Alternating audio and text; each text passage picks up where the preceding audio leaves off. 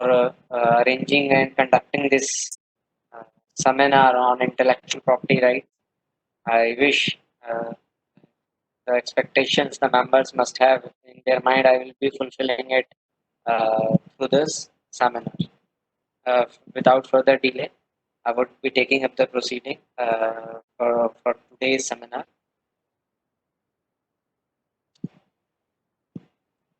All I asked was, can I patent my copyrighted trademark? This is a general statement which we hear day in, day out from our clients and many other professionals because they are not aware कि वो what product actually they are looking for. So this is the confusion, this is the concern, or this is the phase we are facing when we hear this thing, this kind of a statement many a times. आइए पढ़ते हैं intellectual property rights होते क्या हैं। Intellectual property rights होते हैं product of human creation. Intellectual property जो होती है it is a creation of human mind, जो ह्यूमन माइंड के द्वारा बनाया जाता है। Rights the standard of permitted action by law, law ने जो निर्धारित कर रखा है कि मैं क्या कर सकता हूं और क्या नहीं कर सकता हूं, वो मेरे राइट्स हैं। Intellectual property rights are legal rights governing the use of creation of human minds. Intellectual property rights जो होते हैं वो लीगल राइट्स हैं governing the use of creation of human minds. Human mind का यूज करके मैंने क्या क्या बनाया, मैंने ट्रेडमार्क बनाया, मैंने पेटेंट बनाया, मैंने कॉपीराइट बनाया, मैंने डिजाइन बनाया। तो these are the 5 intellectual properties which I can create from the use of my mind. They give usually a creator exclusive rights. If you read this word exclusive right, it means सिर्फ creator का right है। अब creator क्या क्या कर सकता है, we will read in the last line, over the use of his or her creation for a certain period of time. Certain period of time का मतलब है it is only for a limited period of time, जिसके लिए कि हम एक intellectual property को use कर सकते हैं। आगे देखते हैं।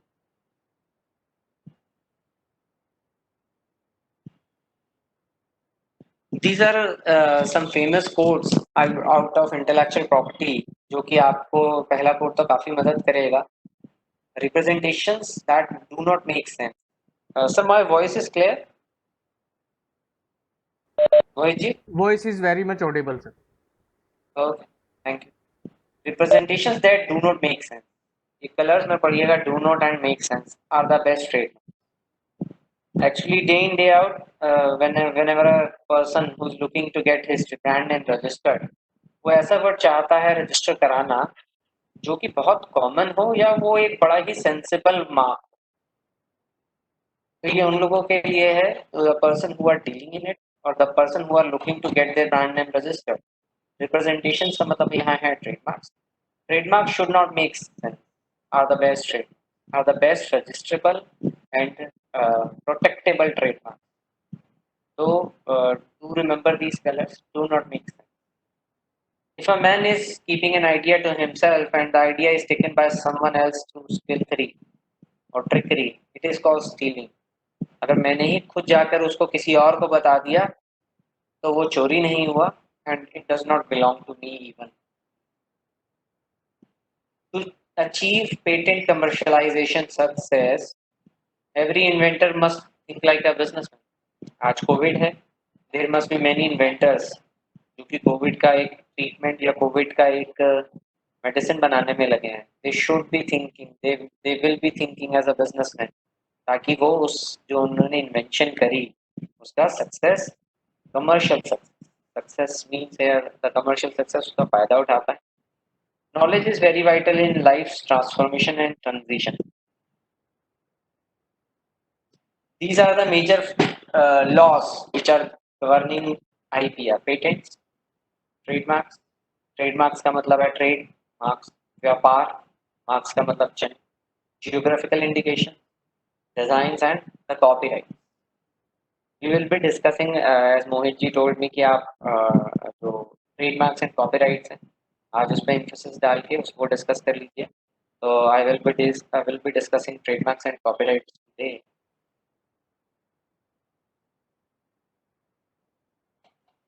आइए देखते हैं one product many IPR. IPR rights. एक नोकिया का जो फ़ोन रहता है उसमें जो ट्रेडमार्क्स भी होते हैं, कॉपीराइट्स भी होते हैं, डिज़ाइन्स भी होते हैं और पेटेंट्स भी होते हैं। कैसे? जो नोकिया का नाम है, जो उसका मॉडल नंबर है प्रोडक्ट 225, जो उसकी रिंगटोन है, स्टार्टअप टोन है, वो उसके ट्रेडमार्क्स। कॉपीराइट्स, कॉपीराइट्स किस-किस के होते हैं? जो उसका सॉफ्टवेयर होता है, on the basis of which it is working. User manual, जो उसकी यूज़र मैनुअल होती है which comes along with the phone. Ringtones, startup tones and images, जो उसकी इमेजेस रहती हैं, it is all registered in the name of Nokia under the copyright. Patents and its utility model. अब patents किस किस चीज़ का होता है एक फ़ोन में? पहले आप डिज़ाइन देख लेते हैं, then we will come to patent again. Design, form of overall phone. जो फ़ोन है हमारा उसकी ओवरऑल शेप कैसी है, जो बटन्स हैं उसके डिज़ाइन कैसे हैं, arrangement and shape off button, position and shape of screen, screen का पैटर्न क्या है या उसकी प्लेसमेंट कैसी है, या उसका फ्लिप कवर कैसा है, ये सारा डिज़ाइन एक्ट में कवर होता है। Now patent, data processing methods, जो उसका डाटा प्रोसेसिंग किस तरह होगा वो पेटेंट एक्ट में रजिस्टर होता है। ऑपरेटिंग सिस्टम, जो उसका ऑपरेटिंग सिस्टम है वो पेटेंट एक्ट में रजिस्टर होता है। ऑपरेशन ऑफ यूजर इंटरफेस, वो आपका पेटेंट एक्ट में रजिस्टर होता है।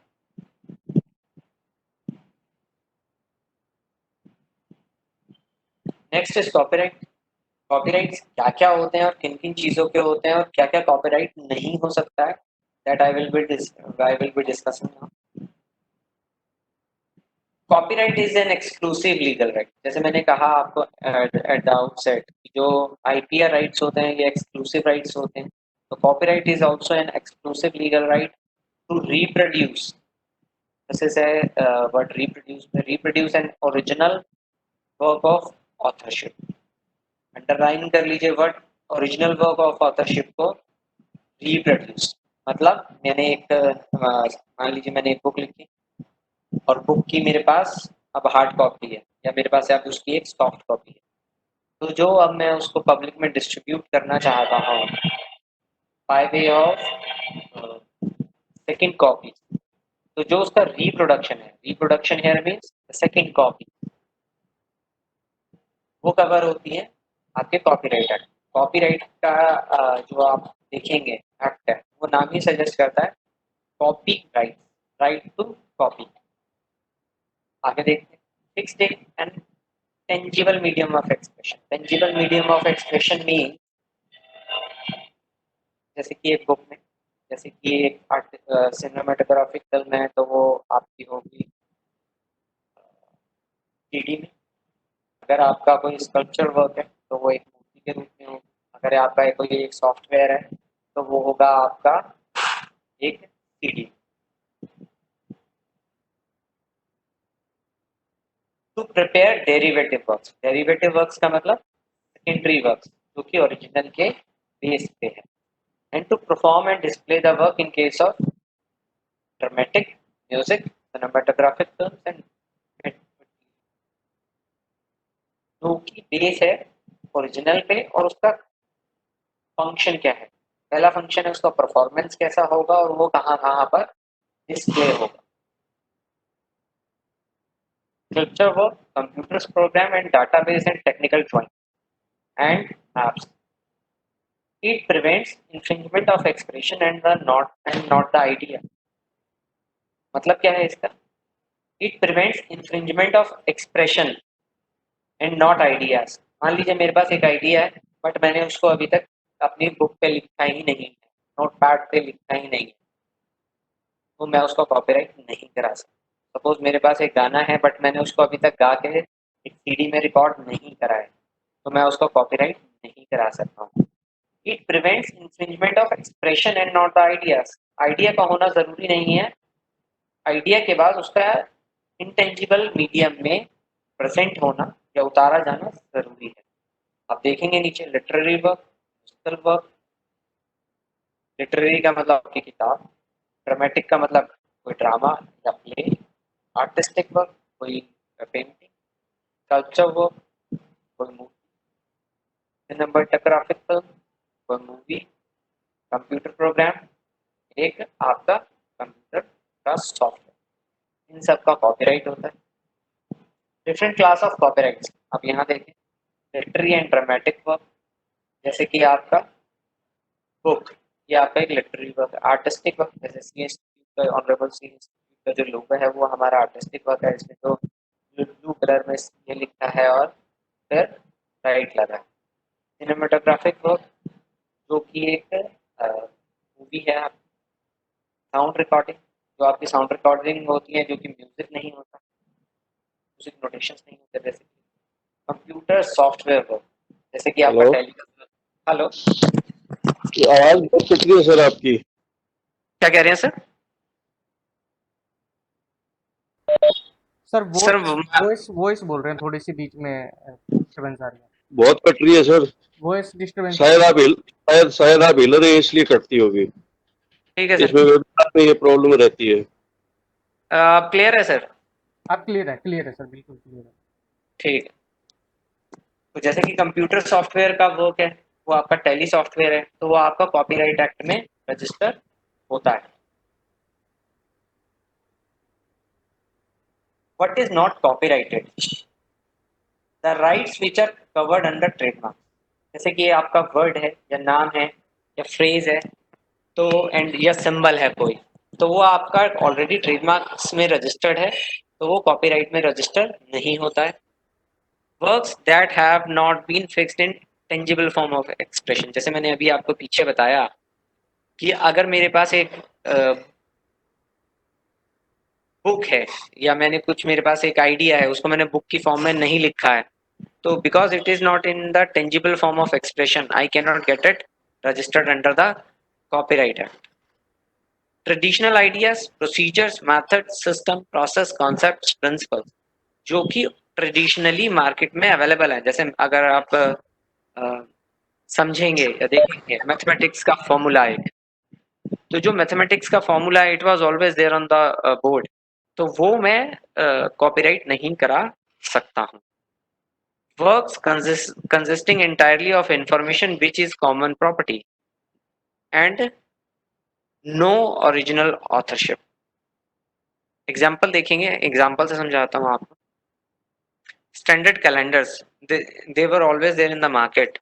Height, weight charts, tape measurements, rulers, ये जो सारी चीजें हैं ये तो हमेशा से ही मार्केट में थी, इसको किसी ने जब क्रिएट किया था, बट आज आप उसको क्रिएट नहीं कर सकते। स्टैंडर्ड जो चार्ट्स हैं, yes there can always be some improved calendars, they can be copyrighted, but standard calendars जो है they cannot be copyrighted।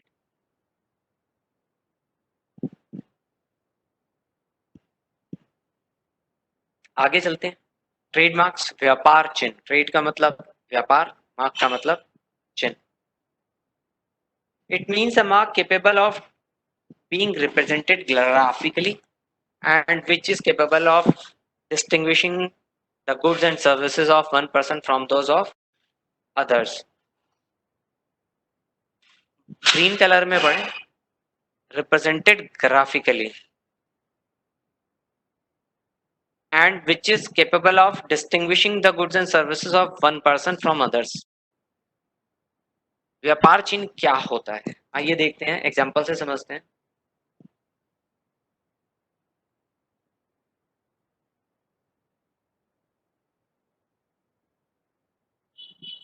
जैसे सी इंस्टीट्यूट का लोगो है एंड सी एस इंस्टीट्यूट का लोगो है, इट इज, ये जो दोनों लोगो हैं ये डिस्टिंग्विशिंग फैक्टर हैं, जो कि हमें दिखाते हैं कि कौन ऑडिटर सर्विसेज देता है और कौन सेक्रेटेरियल सर्विसेज देता है। And both can be represented graphically, graphically का मतलब दे can B plotted on the graph paper. And may include shape of goods, shape of goods का भी ट्रेडमार्क होता है। देयर पैकेजिंग, उनकी packaging, and combination of colours. This is a very important line, आप देखें। It is anything which identifies a brand, it is anything का मतलब trademark can be anything which identifies a brand to a common consumer. अब आप एक काम करें, anything में रख दीजिए सी इंस्टीट्यूट का लोगो, ब्रांड में रख दीजिए सी इंस्टीट्यूट का लोगो, और उस लाइन को दोबारा पढ़ते हैं। It is a brand which it is a logo which identifies a brand to a common consumer, जिसको देख के एक शख्स पता लगा सकता है या पहचान सकता है ये इसके अंडरलाइन गुड्स एंड सर्विसेज क्या है और ये दूसरे लोगों से या दूसरे ब्रांड से किस तरह अलग है। अभी हमने ऊपर देखा इट मीन्स अ मार्क। अब मार्क क्या क्या होता है ये देखते हैं। Mark includes a device, mark includes a brand, heading, label, ticket, name, signature. Signature, if a person wants to get his signature as a registered trademark, it is possible. A word, letter, numeral, shape of goods, packaging, combination of colors. Without any word, combination of colors can be a trademark also. और any combination thereof, और इन सभी का कोई combination भी एक trademark हो सकता है।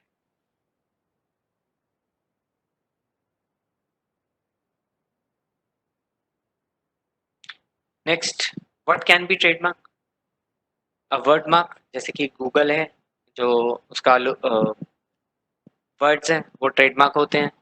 नंबर सुपर 555 तो नंबर्स ट्रेडमार्क होते हैं। डिवाइस, डिवाइस का मतलब है जिसमें कि ना ही कोई नंबर है ना ही कोई टेक्स्ट है, it is a pure image, तो वो भी ट्रेडमार्क होते हैं। पैकेजिंग, डेयरी मिल्क की जो पैकेजिंग है it is registered under the trademark act, तो वो भी रजिस्टर होता है with the trademark department as a whole. This packaging goes as a label to the department. Product, Pepsi का जो कैन है it is registered under with the trademark authorities, जो इसमें कलर कॉम्बिनेशंस हैं it is registered with the authorities. Service, service mark, McDonald का M जो है they are providing services to the society, तो वो भी रजिस्टर होता है as a service mark. Shape of goods, bottles की शेप जो होती है वो भी रजिस्टर होती है as a trademark. Patterns, shoes के जो पैटर्न्स होते हैं, शर्ट्स पे जो लोगोस लगे होते हैं, स्टाइल्स लगे होते हैं, they are also registered with the trademark authorities for goods and services.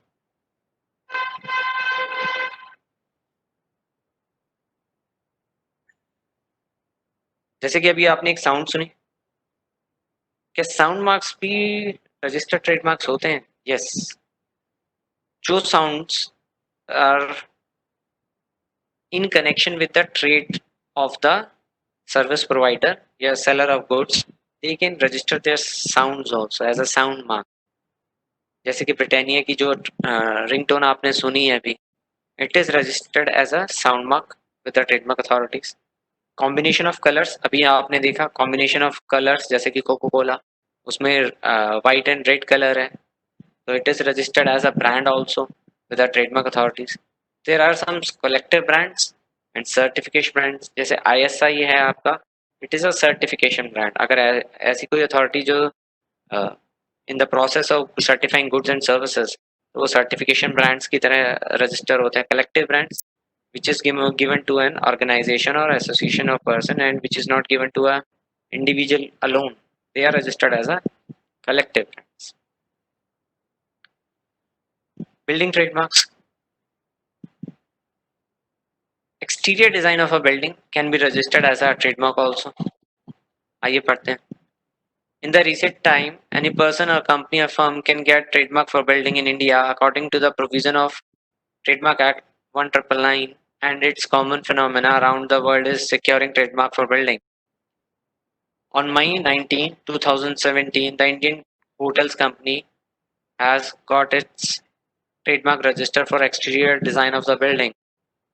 It is iconic landmark of the Mumbai in the first of its kinds in India to get a registered trademark for the exterior design of the building। जो building है हमारी उसका exterior design भी हम trademark के act के अंदर register करा सकते हैं, ताकि कोई इन्फ्रिंजर उस तरह की बिल्डिंग कंस्ट्रक्ट ना कराकर हमारे जो वैल्यूएबल क्लाइंट्स हैं उनको रिसीव ना कर ले।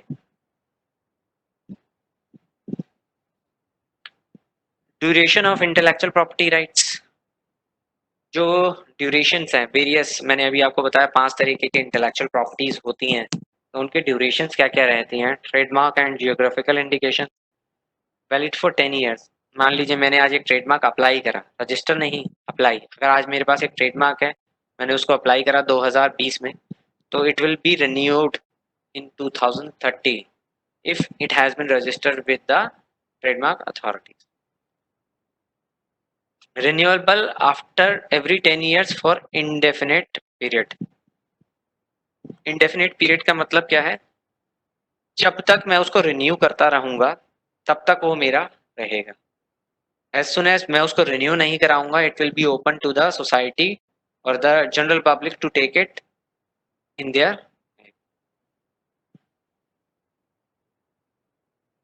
Copyrights valid for 60 years. Copyrights जो होते हैं वो 60 इयर्स के लिए वैलिड होते हैं। इन case of original literary music artistic work 60 years counted from the death of the creator. Also it is granted registration during life time of the creator. जो life creator है उसकी लाइफ के समय में 60 साल के लिए उसको मिलेगा, और उसकी अगर डेथ हो जाती है, डेथ के बाद उसके 60 इयर्स रहेगा। During the life time of the creator रहेगा, plus 60 years from the death of the creator रहेगा। Trademarks and trade names. Trademarks क्या रहते हैं और ट्रेड नेम क्या रहते हैं? Example is corona Croma. Trademarks, it identifies the goods and services of the company. जो एक कंपनी है, जैसे की कंपनी है Infinity Retail Limited, they do their business by the name of infinity Retail limited. But जब आप उनकी shop पर जाते हैं, they are doing business by the name of, they are identifying their goods and services by the name of Croma only. But whenever you are making the payment to them, तो जो invoice आता है वो उस पे लिखा होता है Infinity Retail limited. So this is the brand trade name and this is the trade mark.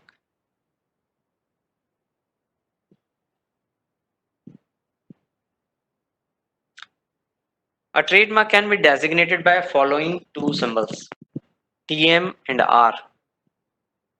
पहले हम R को देखते हैं। आइए, it is use to represent a registered trademark. जब मेरा ट्रेडमार्क रजिस्टर हो जाता है with the Indian trademark authorities, right R that provides the applicant complete ownership and legal rights. R दिखाता है कि ये ट्रेडमार्क रजिस्टर हो चुका है विद द गवर्नमेंट अथॉरिटी, पहला। दूसरा, वो कन्वे करता है कि जो इसके रजिस्ट्रेशन राइट्स हैं एक्सक्लूसिवली उस पर्सन को दे दिए गए हैं जो कि एप्लीकेंट। दूसरा TM, it is use to indicate that the trademark is applied for registration. TM का मतलब होता है कि ट्रेडमार्क अप्लाई हो गया है गवर्नमेंट अथॉरिटीज के साथ और it is pending for processing with the government authorities, nothing else. It is in process. Simply अगर आप कहें कि trademark is in process for registration with the government authorities या TMO, trademark office. A person who has applied a trademark can write TM in order to promote its goods and services in the market and secure its brand from the infringers. What are non-registrable trademarks? Mohiji, my voice is clear? हाँ जी sir, voice is very much clear. Okay. अब कौन कौन से ऐसे नाम हैं जो कि रजिस्टर नहीं हो सकते? Marks resembling existing and established trademarks. अगर कोई एग्जिस्टिंग मार्क है या एस्टेब्लिश्ड ट्रेडमार्क है, उसकी रिजेंबलेंस वाले ट्रेडमार्क आप रजिस्टर नहीं हो सकते।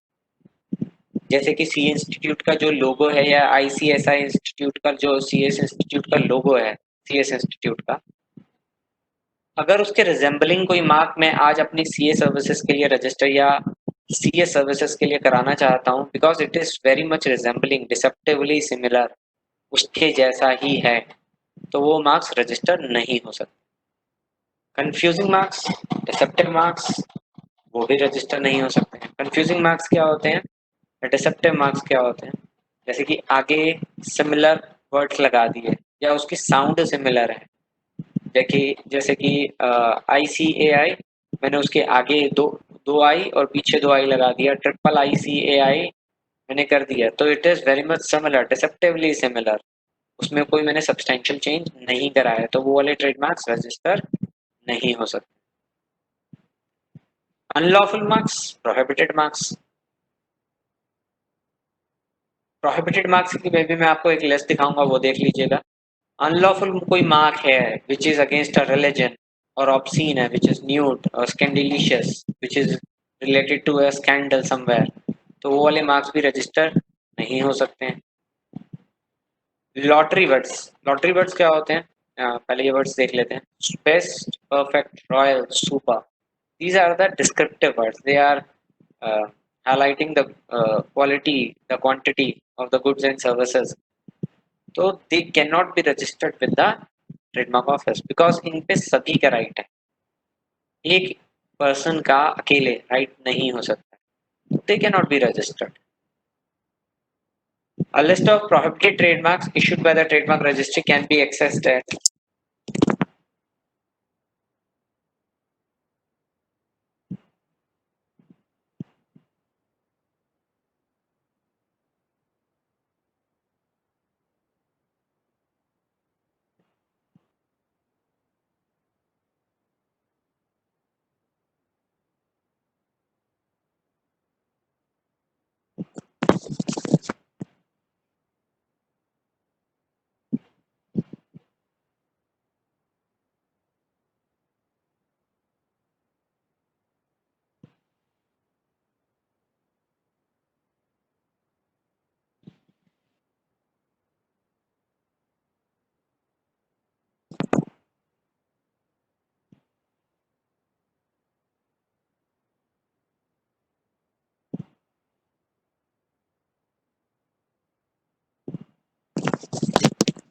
आइए देखते हैं। Sir my screen is visible?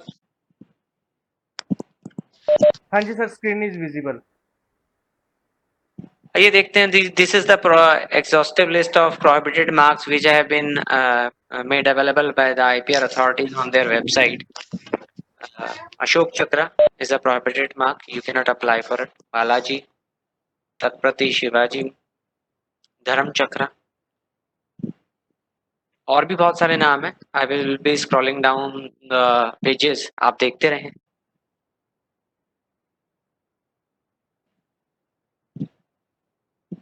Gandhi,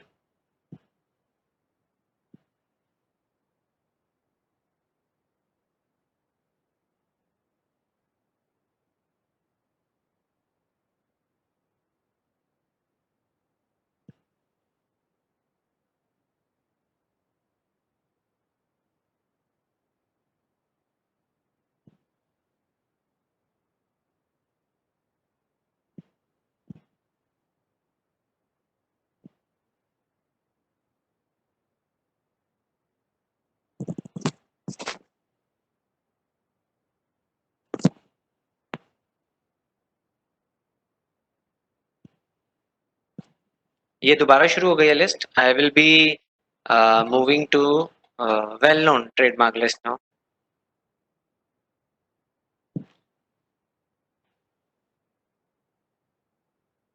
After the list of prohibited marks, list of well-known marks is there, which is made available जो ट्रेडमार्क की वेबसाइट पे अवेलेबल है। You can see first column is trademark, then the proprietor. Proprietor means in case of trademark is the owner. Determining authority, किसने उस trademark को tag दिया कि वो एक वेल नोन ट्रेडमार्क है। Reference of the case where. आइए देखते हैं, जैसे कि 7 o'clock है, शेविंग रेजर्स, जिलेट कंपनी का है, UK limited, England. Bombay high court ने इसको टैग दिया है या इसको आइडेंटिफाई कराया as a well known trademark. Bajaj, Bajaj electrical limited, high court of Bombay. Bata and Bata, Bata India limited shoes के लिए। फुटवेयर, इलाहाबाद हाई कोर्ट ने इसको आइडेंटिफाई कराया है as a well known trademark. Will be scrolling down the list, आप देख लीजिए। अब देयर आर अमाउंट 100 ट्रेडमार्क्स, तो वो आप देख लीजिए। बिस्लरी है, चार्ली है, डॉक्टर रेड्डी है, रॉयल एनफील्ड है, वर्लपूल है, revert 5000, Horlicks,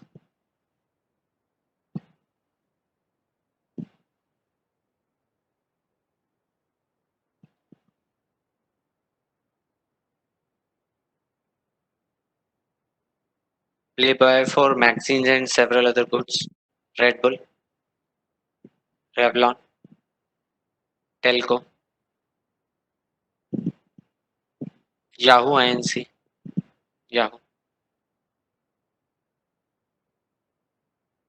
Castrol, Microsoft, Delhi High Court, Nestle है Delhi high court, Google INC high court Delhi,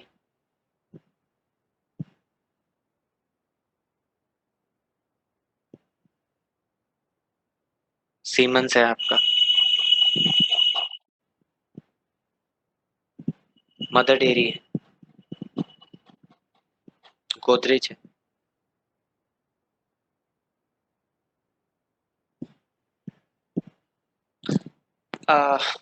recently, around about 1.5 years back, trademark office has also started recognizing things on the basis of the application filed by the SSCs for this well-known application.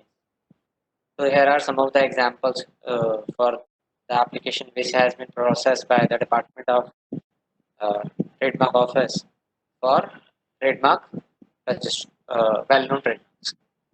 Mother Dairy, Maruti, Godrej,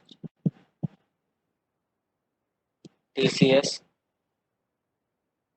India Gate. अब देखिए बाकी और list. I will be installing that.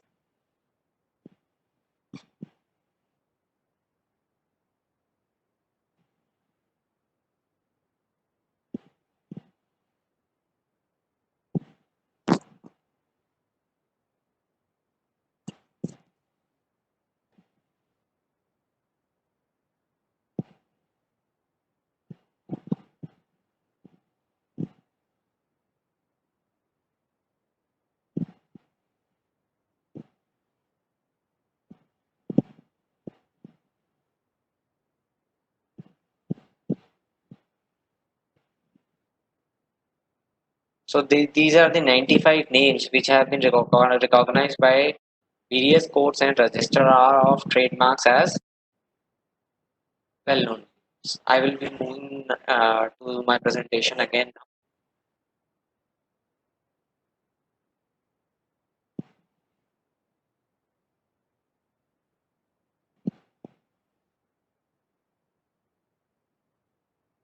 So whatever which has been mentioned in the list of prohibited marks, you cannot make an application for. Unlawful marks, confusing marks, deceptively similar, जो कि बहुत similar है. जैसे कि अभी मैंने कहा Croma या corona. These are the two examples of deceptively similar marks. Sir एक छोटी सी क्वेरी आई है, what is the difference between logo and trade name? Logo and trade names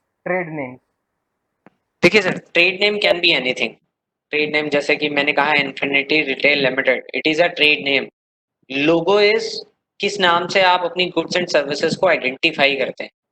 तो वो आपका लोगो कुछ भी हो सकता है, वो एक वर्ड मार्क भी हो सकता है, वो आपका डिवाइस भी हो सकता है, कंपोजिट डिवाइस भी हो सकता है जिसमें कि कुछ नाम लिखा हो. जैसे 555 में या अमूल का अगर आप एग्जांपल लें तो जो अमूल का लोगो था उसमें आप अमूल नाम लिख के उसको कंपोजिट डिवाइस मार्क भी बना सकते हैं. तो it is for the purpose of identification of the goods and services. तो अ कंपनी मान लीजिए जैसे इन्फिनिटी रिटेल लिमिटेड है, they can have hundreds thousands of brands. मान लीजिए Amul, Nestle, they can be the brand names under infinity retail. तो business name एक ही रहता है जिसके अंतर्गत सारे काम हो रहे हैं. और जो हमारा ब्रांड्स होते हैं for different class and different types of goods and services, normally manufacturers या सर्विस प्रोवाइडर उसको अलग अलग नाम रखते हैं. सर मूव जैसे फॉरवर्ड सर. नहीं सर, सेम सॉरी मैं बताएं इंटरप्ट कर रहा हूँ, सेम बताएं. क्वेरी को कंटिन्यू करते हैं. सर जैसे हम सबको पता है कि कंपनी का नाम इंडियन होटल्स लिमिटेड है और उनका जो ब्रांड मार्केट में पॉपुलर है वो ताज होटल्स के नाम से है. तो इस केस में करेक्ट. जो ये ताज होटल्स है सर, ये ट्रेड नेम है, ब्रांड नेम है, क्या है सर ये? सर एक बार आप दोबारा बोले जो लास्ट की लाइन थी। हाँ हाँ, मैं दोबारा बोलता हूँ सर। कंपनी का जो रजिस्टर्ड नेम है वो है इंडियन होटल्स लिमिटेड, और करेक्ट। इंडियन होटल्स लिमिटेड का जो ब्रांड मार्केट में चलता है वो तो चलता है ताज होटल्स के नाम से। करेक्ट। तो इस केस में मेरा क्वेश्चन ये है कि कंपनी का नाम तो इंडियन होटल्स है, तो जो ताज की सीरीज है वो क्या है? वो ट्रेड नेम है, ब्रांड नेम है, वो क्या है सर? मतलब क्या ब्रांड नेम और सर ट्रेड में भी सर देखिए, वो आपको वो ट्रेड मार्क है या ब्रांड ब्रांड नेम है आप, जो द ताज है या ताज होटल है, वो आपका ट्रेडमार्क है या ब्रांड नेम।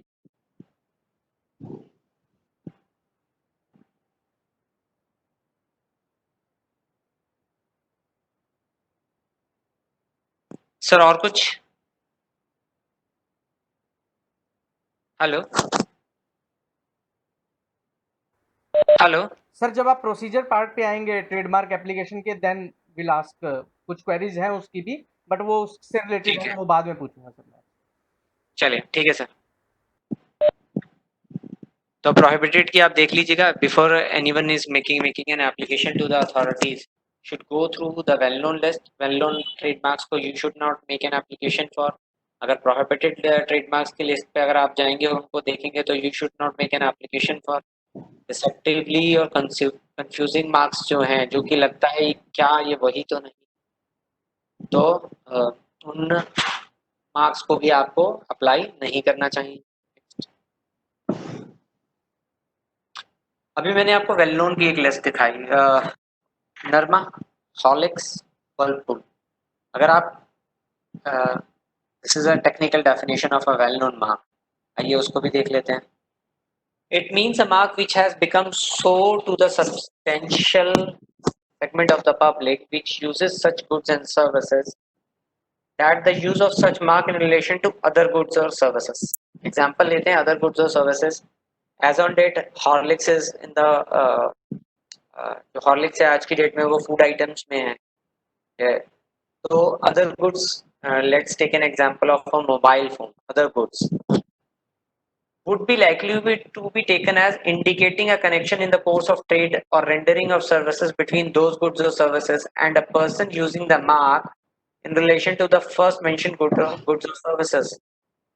अगर कोई और पर्सन हॉर्लिक्स के नाम से आज मोबाइल बनाना शुरू कर दे तो ये मान लिया जाएगा this person is associated with, or this person is actually the original person who has created Horlicks food item, and the person will be deceived by purchasing those goods and services. तो वो well known mark रहते हैं। This is the definition of it. Horlicks है, निर्मा है, Whirlpool है, मैंने आपको इसकी एक लिस्ट भी दिखाई 97 मार्क्स की। And this power has of recognition as a well known name has already been given to the trademark authorities on the basis of application being filed by the relevant SSC applicant.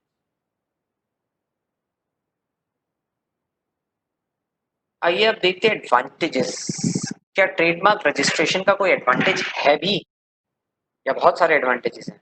मैं तो कहूँगा सिर्फ advantage ही है।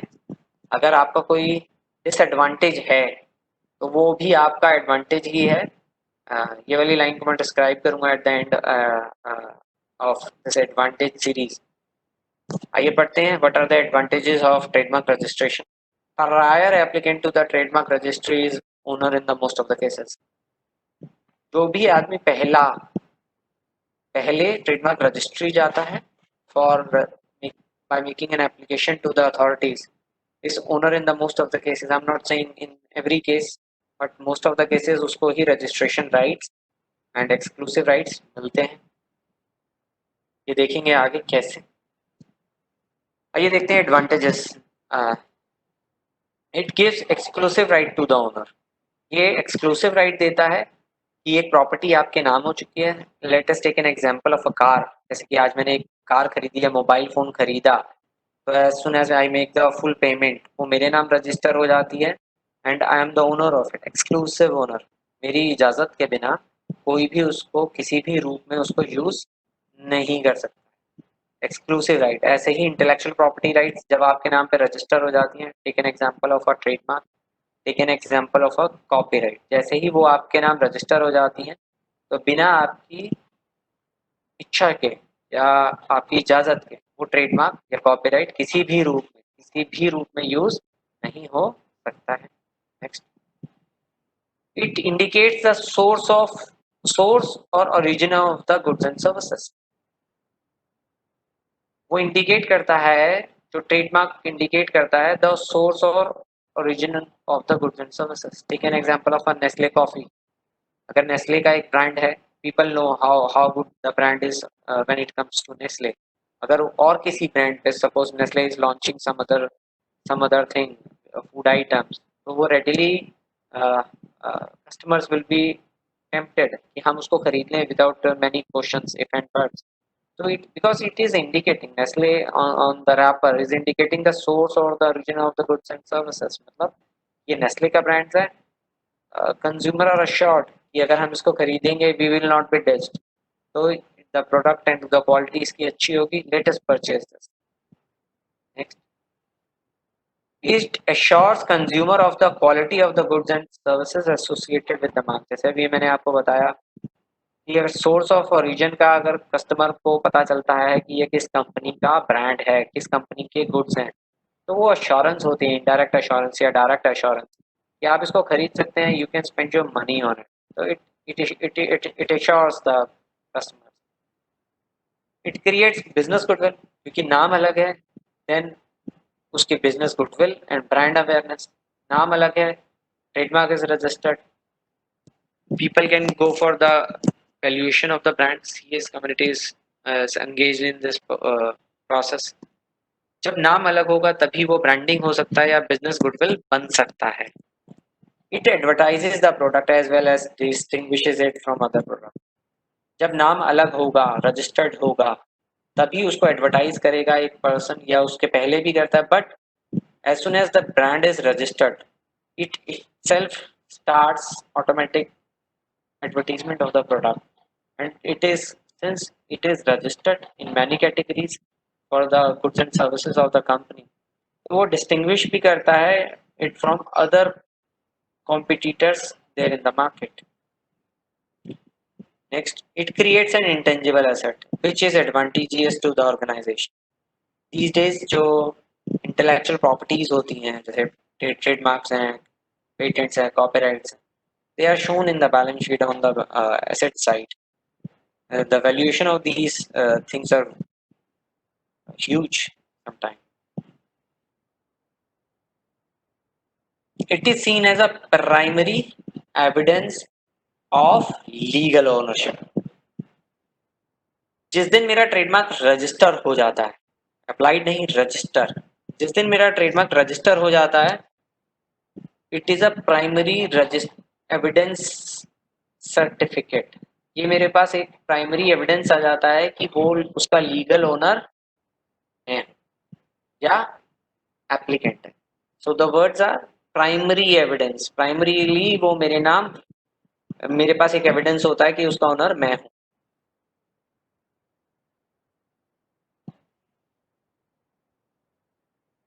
It gives legal protection against infringement। It gives legal protection against infringement the day my trademarks are registered with the authorities। तो जो मेरे को law के अंतर्गत, ट्रेडमार्क लॉ के अंतर्गत मेरे को वेरियस राइट्स दिए गए हैं for penalties and offences and prosecution, वो मेरे हाथ में आ जाते हैं, and I can take action against the infringers who are using deceptively similar marks और टोटली सिमिलर मार्क्स जो मेरे हैं, तो उनके अगेंस्ट मैं लीगल एक्शन ले सकता हूँ कोर्ट जाके। It gives statutory protection for 10 years। जिस दिन आपका ट्रेडमार्क रजिस्टर होता है या जिस दिन आप अप्लाई करते हैं, उसके 10 साल के बाद आपको उसको आपका रिन्यूअल करना है।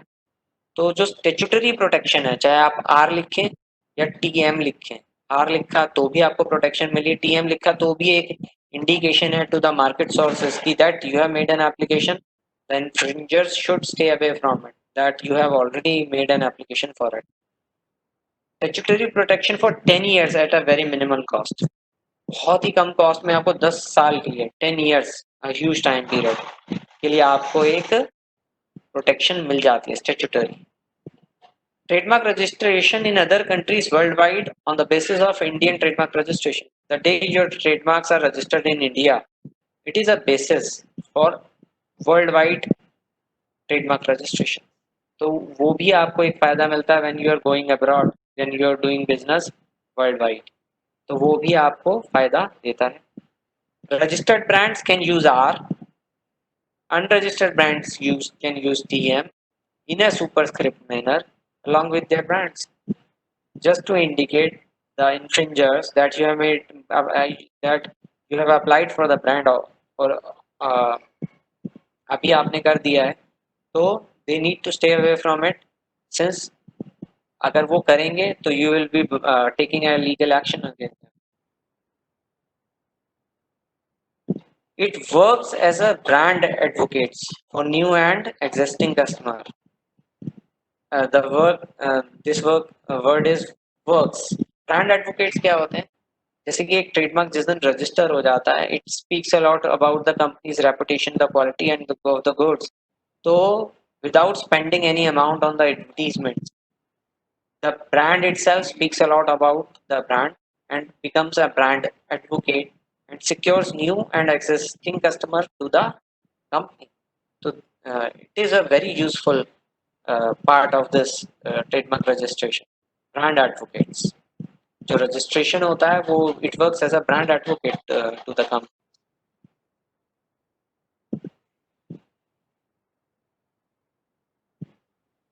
Trademark classification. Trademark की जो classes होती हैं, there are 45 classes in a trademark registration case. 1 से 34 तक लेके अगर आप green circle को देखें, तो manufacturer and trader of goods and services take a registration in it. Service provider are registered in class 35, 36 to 45, and retailers. Suppose मेरे पास एक नोकिया का फोन है या मैं नोकिया के फोन्स में डील करता हूँ, I want to sell those goods by the name of Rishi Gupta and company, तो जो मेरी कंपनी का नाम रजिस्टर होगा, it will be registered in class 35. Before filing a trademark application, it is necessary to identify the classes in which you wish to seek protection for your trademark. Suppose I want to manufacture a new brand for my upcoming series of phones, then I have to make an application in class 9 of the trademark classification. An application should be made in the relevant classes. जो मेरी relevant goods and services हैं, मुझे उन्हीं relevant goods and services के लिए apply करना चाहिए. क्या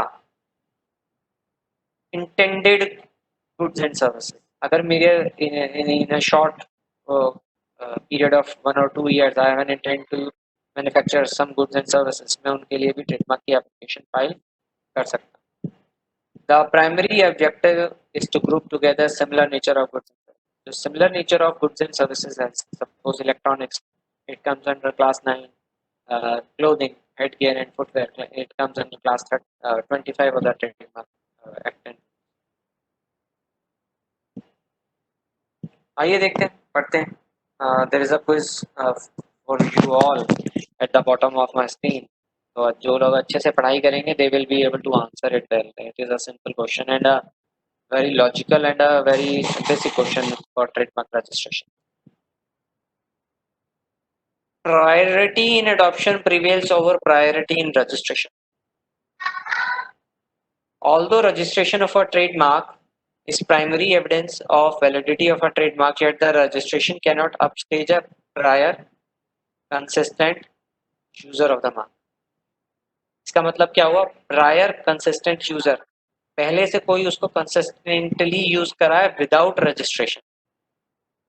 अगर मेरे पास मैंने suppose I make an application for our brand XYZ और मेरा उसका registration भी हो जाता है and there is a prior user, suppose Mohit ji का एक ब्रांड, मोहित जी ने उसको पिछले 60 साल से यूज कर रहे हैं for similar goods and services, तो चाहे मैंने रजिस्ट्रेशन करा भी लिया है, I can not, my registration can not overcome his prior consistent use of the trademark. I have to, he can go against me to court and make me surrender this registration of the mark. He can file application in the trademark office for cancellation of my registration trademark certificate. Registration of a mark is not pre requisite. Trademark law में कहीं पर भी नहीं लिखा है कि आप registration कराएं तभी आप बिजनेस में एक ट्रेडमार्क को यूज कर सकते हैं। It is not written anywhere. In order to sustain a civil और criminal action against violation of trademark in India, अगर मुझे किसी पे केस करना है, चाहे सिविल एक्शन करना है या क्रिमिनल एक्शन करना है, वायलेशन ऑफ ट्रेडमार्क लॉस, तो it is not pre requisite कि मेरा ट्रेडमार्क रजिस्टर हो। Prior consistent user is enough for making a trademark litigation. In India, civil action for infringement of trademark in case of registered trademark, अगर मेरा registered trademark है तो मैं infringement का case file करूंगा, अगर मेरा unregistered trademark है तो मैं passing off का केस फाइल करूंगा। आइए क्वेश्चन की तरफ चलते हैं जो कि which is based on the slide only. Primary and exclusive trademark rights are obtained by usage or by registration. I am looking for your answer in the chat box. Please write down your answer. Option A is by usage. Option B is by registration. Please write down your answers.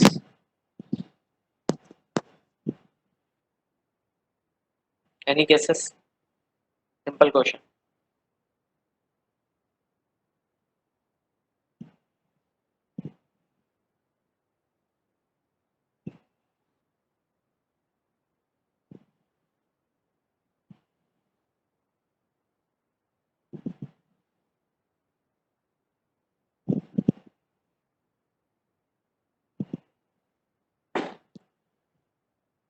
I have received one answer, but sorry to say it is wrong.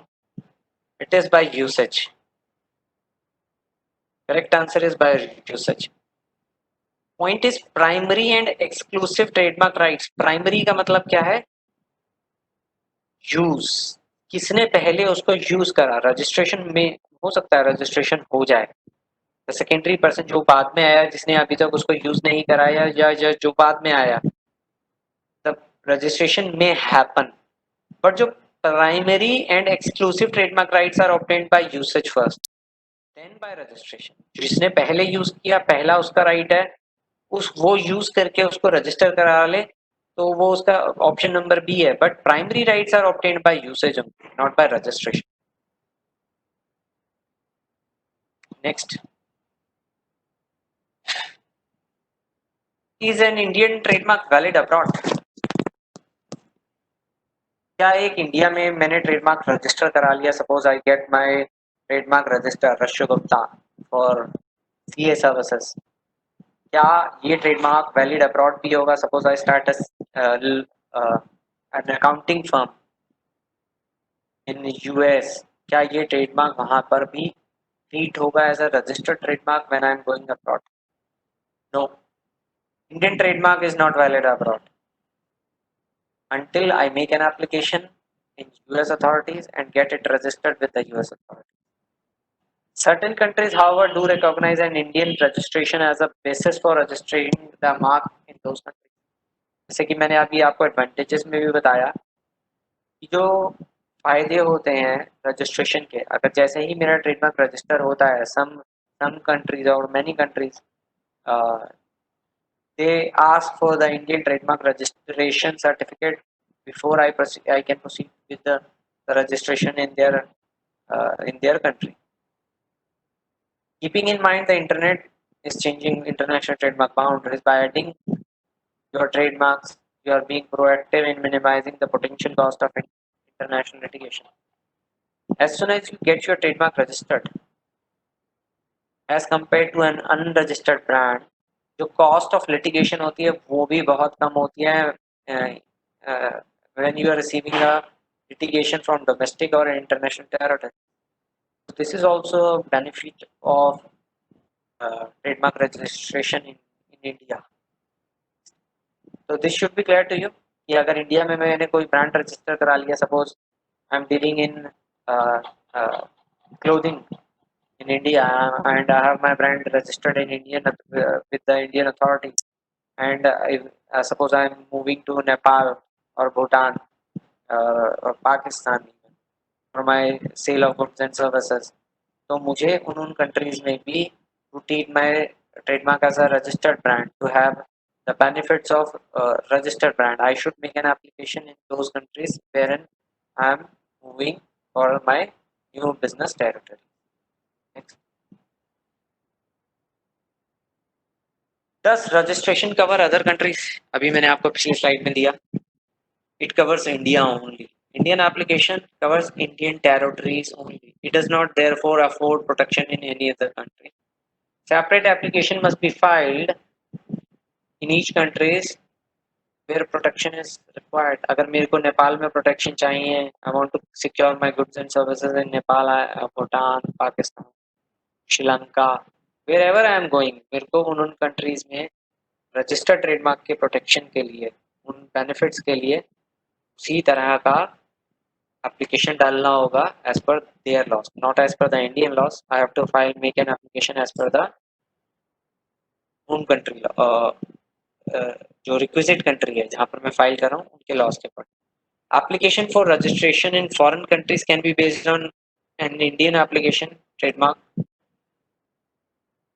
Convention priority may be claimed if foreign applications are filed within 6 months from after filing of the Indian application. Suppose I make an application, Indian application today, June 2020, and I make an application in US in December 2020.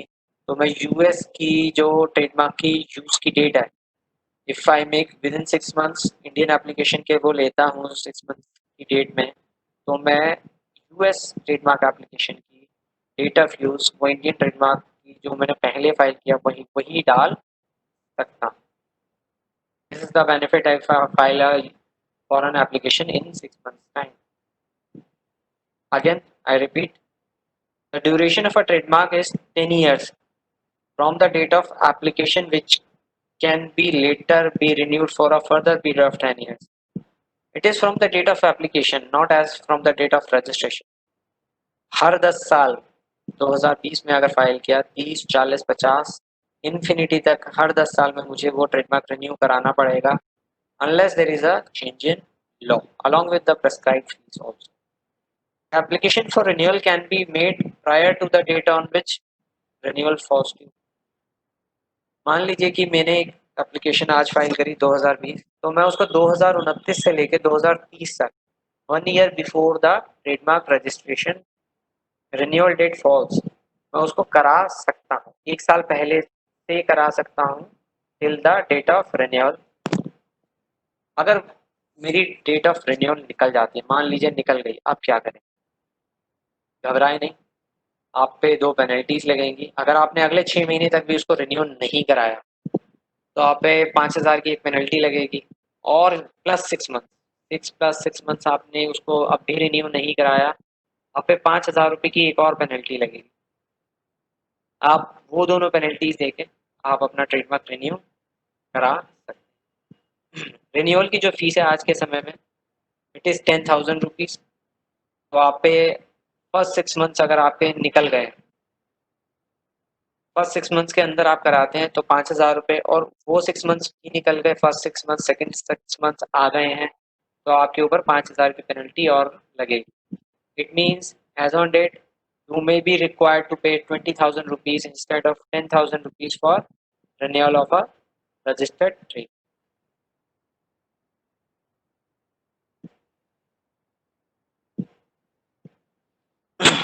Intellectual property day 26 अप्रैल, हर साल 26 अप्रैल को वाइपो day मनाया जाता है. वाइपो world intellectual property organisation, ये इसकी full form है, which is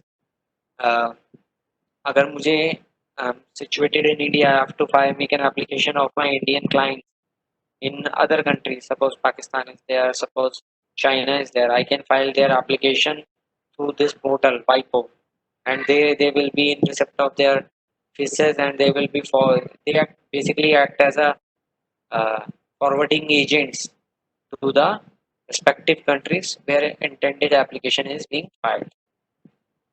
आइए वाइपो का स्ट्रक्चर देखते हैं और उसके ऑफिसेस देखते हैं कहाँ कहाँ. WIPO is a global firm for intellectual property services, policy formation and cooperation. WIPO is a self-funding agency of United States with around about 191 member states. इसके लगभग फरवरी 2018 तक काफ़ी कम मेंबर स्टेट्स थी, but thereafter in February 2018 almost every member of the world is member of the WIPO now. WIPO's headquarters is situated in Geneva, Switzerland, a beautiful place to be in. WIPO has currently 191 member states out of 195 countries in the world.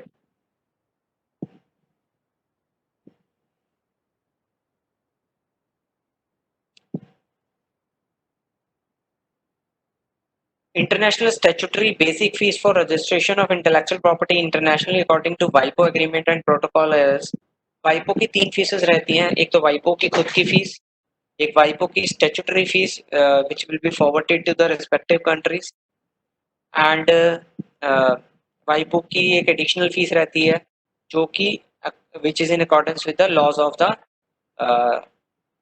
destination country. आइए देखते हैं क्या क्या है. अगर मुझे वाइपो पे एक एप्लीकेशन फाइल करनी है, suppose I want to file an application in China और उसमें कोई कलर नहीं है, तो वाइपो की खुद की फीस है 653 स्विस फ्रैंक. अगर उसमें कलर्स इन्वॉल्व हैं तो उसमें रहेंगे 903 रुपए, 903 CHF वाइपो की फीस, खुद की फीस. अब मैं क्यूमुलेटिव फीस अगर देखें, हाउ कॉस्टली या ट्रेडमार्क रजिस्ट्रेशन कैन बी. अगर मैं सभी मेंबर स्टेट्स में 191 मेंबर स्टेट्स में अपना एक ट्रेडमार्क, सिंगल ट्रेडमार्क विद और विदाउट कलर्स फाइल करना चाहता हूँ तो मेरी फीस क्या रहेगी? 23,339 CHF, 23,599 CHF, और एक CHF का रेट है आज की डेट में लगभग 80 रुपए. तो ये सिर्फ मेरी वाइपो, ये मेरी फीस रहेगी for the filing of one trademark in each member states. 23,599 लगभग 23,600 इंटू 80 आप देख सकते हैं कितना अमाउंट आ जाएगा for filing one application with वाइपो इन एवरी मेंबर स्टेट. ये एक ब्रेकअप है, एक छोटा सा पैरामीटर्स मैं आपके लिए लाया हूँ. Suppose I want to make an application in Egypt, तो उसमें क्या रहेगा? सपोज हम ले लेते हैं कि वो एक विदाउट कलर्स है, सो 653 CHF प्लस 100 CHF जो कि इजिप्ट कंट्री को दिए जाएंगे. 653 तो वाइपो के रहेंगे, 100 इजिप्ट को चले जाएंगे. स्विट्जरलैंड, अगर मैं स्विट्जरलैंड में ही फाइल करना है तो 653 प्लस 450 ऑस्ट्रेलिया में फाइल करना है तो 263 CHF ऑस्ट्रेलियन अथॉरिटीज को जाएंगे, प्लस 653 प्लस 388 अगर मुझे यूएसए में फाइल करना है थ्रू वाइपो. Next, this is the glimpse of trademark website which comes under department of industrial policy and promotion, जहाँ पे कि आपके डील होते हैं patents, design, trademarks, GIs, geographical indication. और ये आपका ट्रेनिंग मॉड्यूल है which is conducted by the respective authorities. Trademark search, well known की जो मैंने आपको लिस्ट दिखाई वो यहीं से अवेलेबल है. Prohibited marks, international non-proprietary names if you are dealing in medicines and chemicals. Class details, यहाँ से आप क्लास डिटेल देख सकते हैं कि suppose you want to file application for phones, you can click here and make a search कि phones किस class में आते हैं.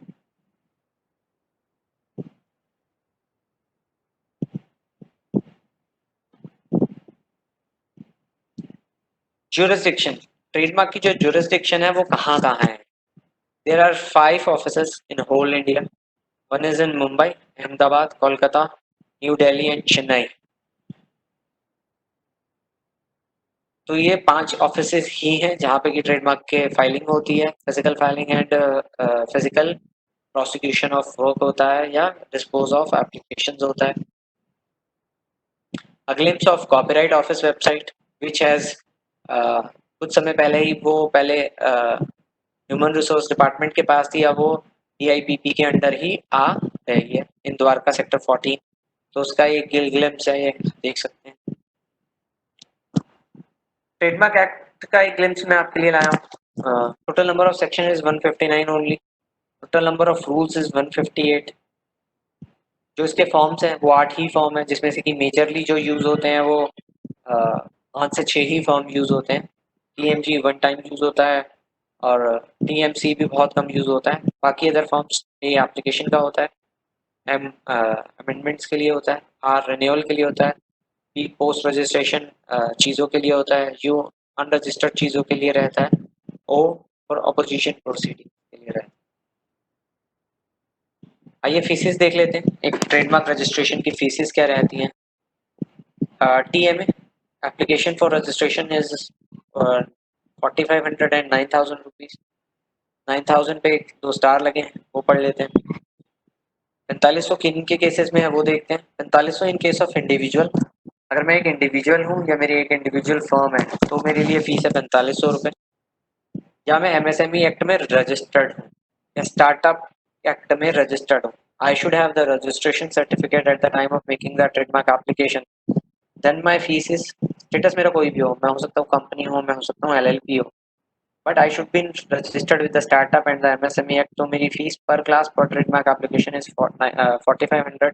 Otherwise for every other individual which is not covered under 4500 rupees government fees, तो वो मेरी fees रहेगी 9000 रुपये पर क्लास पर trademark. M application for amendment 900 रुपये। एप्लीकेशन फॉर रिन्यूअल, आज की डेट में अगर आप ऑनलाइन फीस पेमेंट करते हैं, जो कि आप नोट भी देख सकते हैं, इन case of physical filing fees is 10% more than the E filing fees. अगर आप उसको ऑनलाइन फाइल करते हैं थ्रू द एजेंट तो आपको, या ट्रेडमार्क अटॉर्नी, तो आपको 1000 रुपये का डिस्काउंट है, because you are filing it online, तो आपको वो 9000 रुपये देने रहेंगे इंस्टेड ऑफ 10,000 रुपीज़। आपने सर्च एंड NOC इशू करवानी है फॉर कॉपीराइट 9000 रुपये। अपोजिशन या काउंटर स्टेटमेंट्स फाइल करनी है आपने फॉर ट्रेडमार्क लिटिगेशन 2700 रुपये। Application for registration subsequent proprietor in case of assignment, जैसे मैंने आपको बताया अभी कि देयर आर केसेस कि अगर मेरे को अपना एक ट्रेडमार्क बेचना है, I want to sell a brand, I want to gift a brand, तो उसको मैं किसी और के नाम रजिस्टर करा सकता हूँ bye filing my form TMP with a fees of 9000 rupees. This is पर ट्रेडमार्क पर application. Application for registered use of a registered trademark in respect of goods and services, मेरे को 4500 देने रहेंगे। मैं ट्रेडमार्क अगर एजेंट बनना चाहता हूँ तो उसके लिए मुझे रूल 147 और 149 को फॉलो करना रहेगा और 4500 की फॉर्म TMG में फीस देनी रहेगी 4500 रुपीज।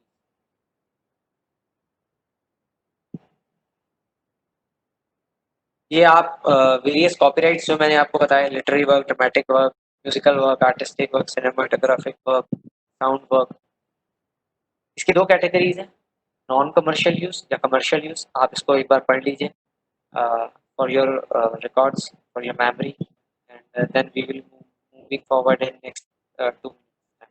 Please read.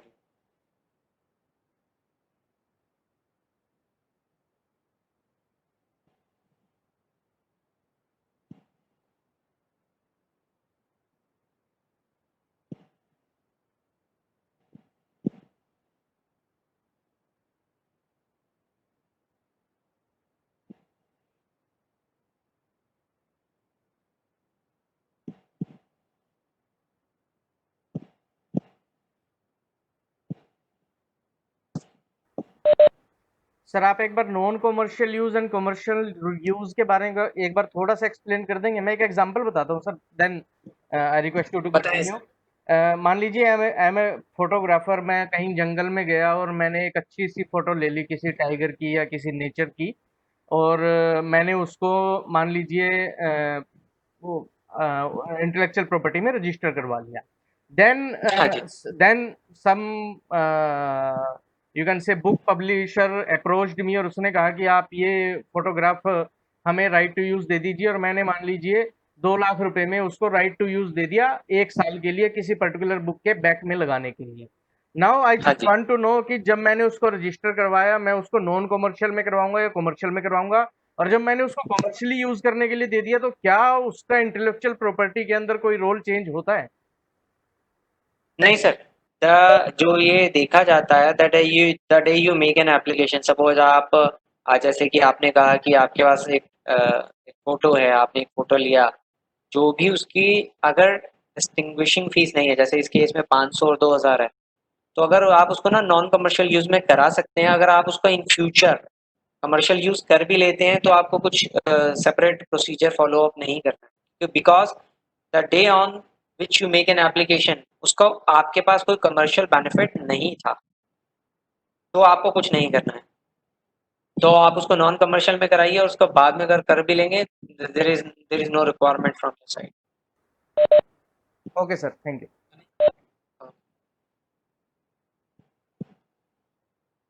आइए चलते हैं अब ट्रेडमार्क इन्फ्रिंजमेंट। मेरे पास एक केस लॉ भी है छोटा सा, वो भी हम देखेंगे क्या रहता है। सर मेरी दो छोटी छोटी क्वेरीज हैं, वो आप जब राइट टाइम आए तब आप टेकअप कर लीजिएगा, मैं पूछ लेता हूँ। एक तो सर, हाँ जी बस। वी हैव सीन कि बहुत सारे केसेस में ट्रेडमार्क और ब्रांड नेम दोनों एक ही एप्लीकेशन में अप्लाई हो जाते हैं। करेक्ट। तो वो एक पर्टिकुलर केस आप लीजिएगा प्लीज, जहां पे अप्लाई नहीं हो सकते, means why when it can be, when both can be applied for registration in a single application, and where it can not be applied. एक तो वो सर। दूसरा, ठीक है। एक कॉमन क्वेरी जो मेरे पास बहुत सारे लोगों की आई कि how chartered accountants can become trademark consultants, means what is the procedure for that. वो एक लास्ट में आप जरूर लीजिएगा एक इसको। ठीक है सर, वो मेरे पास जो ये आपका लोगो वाला है ये मैं एंड में ले लूंगा, और जो सीए वाला है वो हम बीच में ले लेंगे, वो उसके लिए मेरे पास एक स्लाइड है तो वो हम ले लेंगे। ठीक है सर, थैंक यू। चलिए सर देखते हैं ट्रेडमार्क इन्फ्रिंजमेंट, व्यापार चिन्ह का इन्फ्रिंजमेंट क्या होता है। Infringement refers to violation of right which are governed under a law. Infringement of trademark means violation of the exclusive rights. मेरे पास एक ट्रेडमार्क रजिस्टर्ड है, किसी और ने भी उसको यूज करना शुरू कर दिया, और मेरा जो ट्रेडमार्क रजिस्टर्ड है for the similar goods and services, तो this calls for infringement of the trademark. Use of registered trademark और अ मार्क आइडेंटिकल। वर्ड्स देखिएगा सर, आइडेंटिकल और डिसेप्टिवली सिमिलर। मैं कहता हूँ मैंने रिशू नहीं कराया, मेरे पास तो नाम रजिस्टर्ड था रिशू, बट किसी और पर्सन ने उसमें डिसेप्टिवली सिमिलर, आवाज वही आ रही है, दिख वही रहा है, समझ वही आ रहा है, आइडेंटिकल है, बिल्कुल आइडेंटिकल है, कुछ ऐड करके स्क्वायर यू सम नंबर जिनकी वेटेज है उसी को अप्लाई कर दिया, तो मैं उसको रोक सकता हूँ। तो it's said to be infringed when it is used by a person who is neither the registered proprietor nor the license holder। अगर मैंने किसी को लाइसेंस भी नहीं दे रखा है, ना ही वो उसका रजिस्टर्ड प्रोप्राइटर है, तो वो इन्फ्रिंजमेंट माना जाएगा। Trademark in relation to the goods and services for which the said trademark is registered and such use could lead to confusion। Main word is confusion। जैसे कि आज के समय में हमें अगर खांसी आती है या छींक आती है तो दिमाग में क्या चलता है, क्या ये वही तो नहीं। अगर दो ब्रांड्स के बीच में अगर आप कंफ्यूज हो जाते हैं या आपके दिमाग में चलता है क्या ये वही तो नहीं है सुपीरियर वाला brand, between the original trademark and the mark which is use later. अगर लेटर को देख के और ओरिजिनल को देख के आपको लग रहा है कि जो लेटर वाला है ये वही तो नहीं, करोना है या क्रोमा है, ये वही तो नहीं, तो वो इन्फ्रिंजमेंट है। अगर कंफ्यूजन है तो इन्फ्रिंजमेंट है, क्योंकि बिकॉज कंफ्यूजन या deceptively similar या identical has to be seen from the point of view of the consumer and not from the point of view of the manufacturer।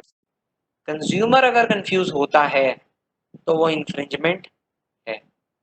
आइए सर एक अभी लेटेस्ट में दिल्ली हाई कोर्ट की judgement आई थी Dettol versus डेप्टोल वाली, अगर आप बता सकें तो। सर वही, वो मेरे पास वही, आई will be discussing it, not an issue.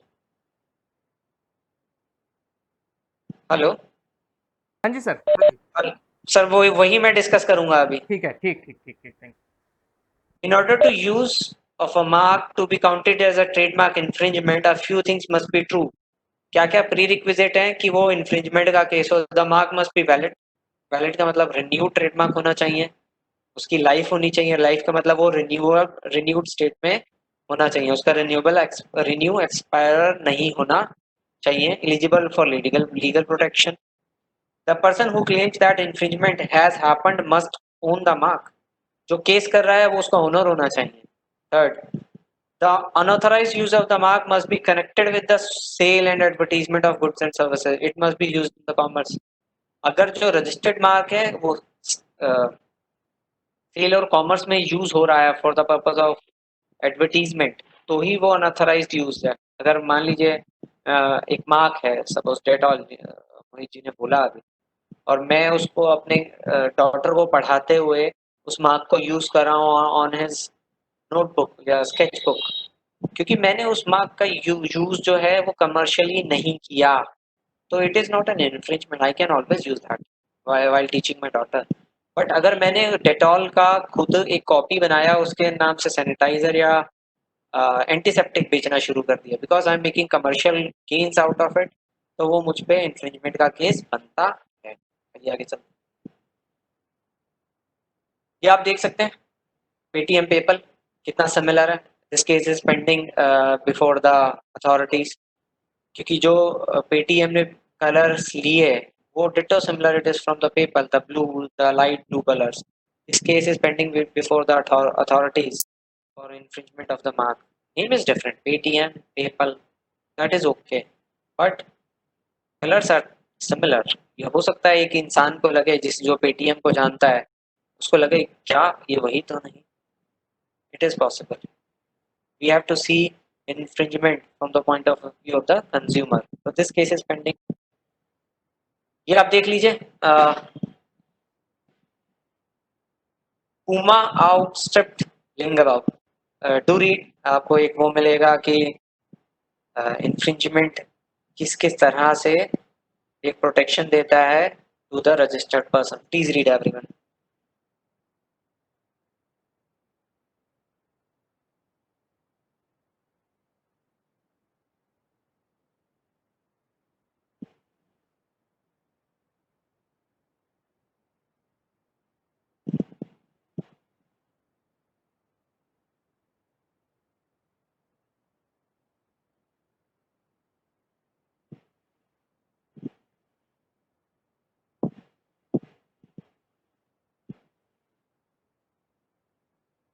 आइए देखते हैं सर। एक ट्रेडमार्क है Lingbao, left to right Puma tiger, right to left. Puma का जो फॉन्ट साइज है वो काफी विजिबल है फ्रॉम डिस्टेंस, बट जो लिंगबाओ है एज कंपेयर टू पूमा वो छोटा सा लिखा हुआ है, negligible one.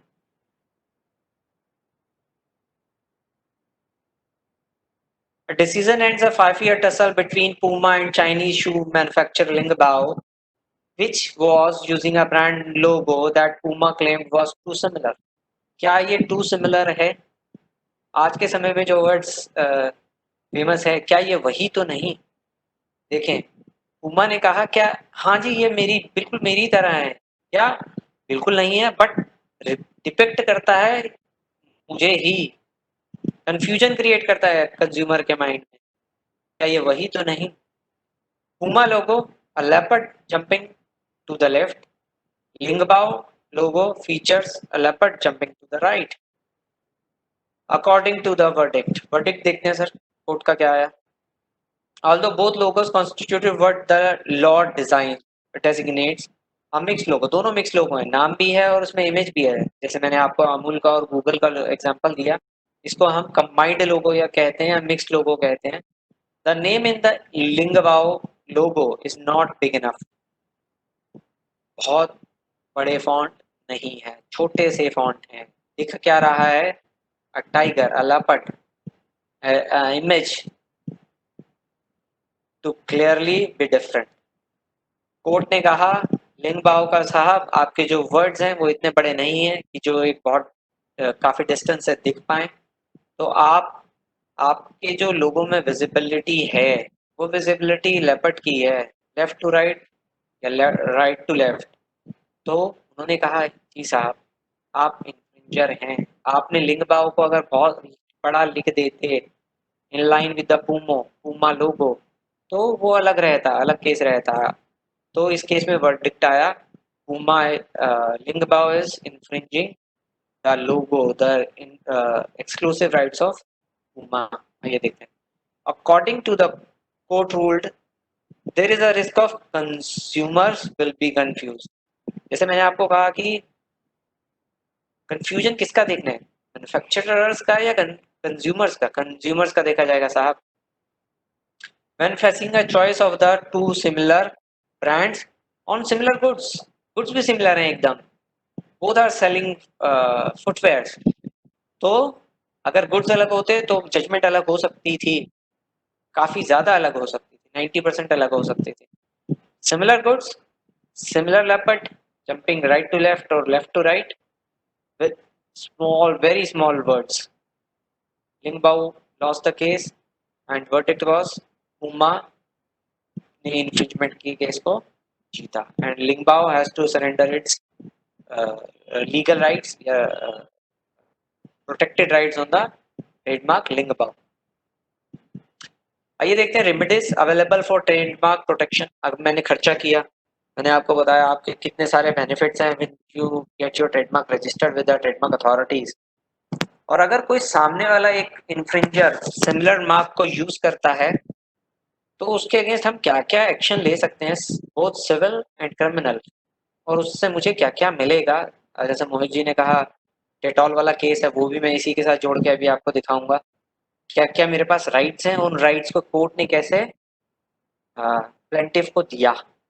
Both civil remedies and criminal remedies are available against the infringement and passing off. Infringement का मतलब मेरा केस, मेरा ट्रेडमार्क रजिस्टर्ड है, और पासिंग ऑफ मेरा खुद का ट्रेडमार्क अनरजिस्टर्ड है। Trademark act 1999 also provides criminal remedies against the infringement and passing of the trademark under chapter 12। Chapter 12 में जो है उसमें आपके सेक्शन 1 से सेक्शन 121 आते हैं।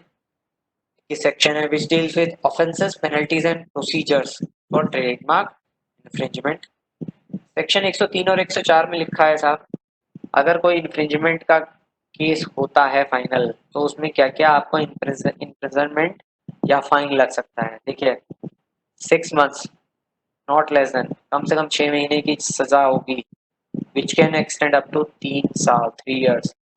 फाइन क्या लगेगा साहब, 50,000 रुपीज विच में एक्सटेंड टू 2 लाख रुपीज। आगे देखते हैं, एनहांस पनिशमेंट भी है सर। कई लोग आदी होते हैं कि उनको एक बार से उनको समझ नहीं आता, तो उन लोगों के लिए एनहांस पनिशमेंट है सेक्शन 105 में। whoever having already been convicted of an offense under section 103 and 4, तो ऊपर मैंने आपको दिखाया 6 महीने से लेकर 3 साल, 50,000 से लेकर 2 लाख रुपए। अगर फिर वो कन्विक्ट होते हैं फॉर सिमिलर ऑफेंस, सेकेंड और every subsequent offence, the imprisonment for a term which shall not be less than 1 year। 6 महीने को बढ़ा के 1 साल कर दिया गया, बट विच में एक्सटेंड टू 3 years। जो 6 महीने मिनिमम था उसको 1 साल मिनिमम कर दिया गया सेक्शन 105 में। फाइन में बढ़ा दिया गया साहब, देखें तो 50,000 था उसको 1 लाख रुपए कर दिया जाए, बीच में extend up to 2 lakh.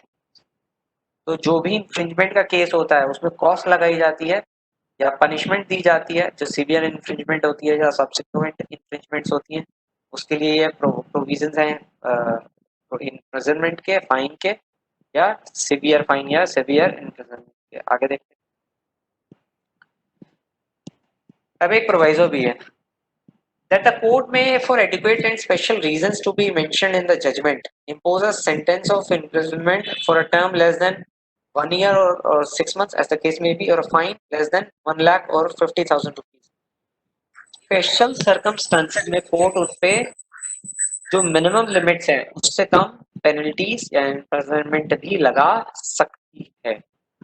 This is a discretionary power given to the court for effective implementation and enforcement of the provision relating to infringement and or passing of the trademark, the Trademark Act 1999 provides for search and seizure of power to the police under section 115।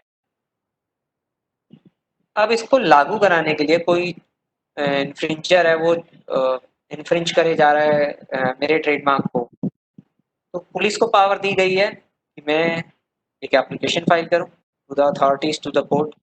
वो police को search and seizure की power दे कि आप जाएं एक इन्फ्रिंजर के premises पे और जो आप सर्च करें कि वो इन्फ्रिंजिंग गुड्स जो कॉपीड ट्रेडमार्क को यूज कर रहा है ऑन द इन्फीरियर गुड्स। तो वो सेक्शन 115 में पावर्स हैं पुलिस के पास।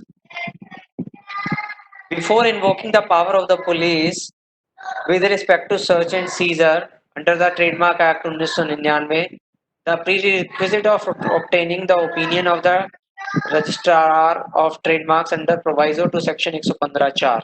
सेक्शन 115(4) क्या है वो देख लेते हैं।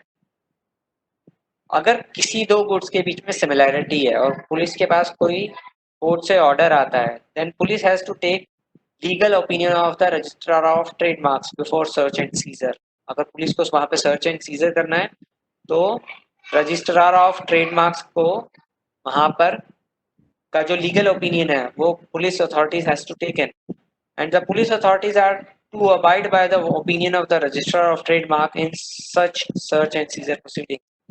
और जो ट्रेडमार्क ऑफिस के रजिस्ट्रार का डिसीजन होगा वो फाइनल होगा टू द अथॉरिटीज। पुलिस ये नहीं कह सकती है साहब मैं नहीं मानता और मेरे हिसाब से तो ये इन्फ्रिंजमेंट का केस बनता है।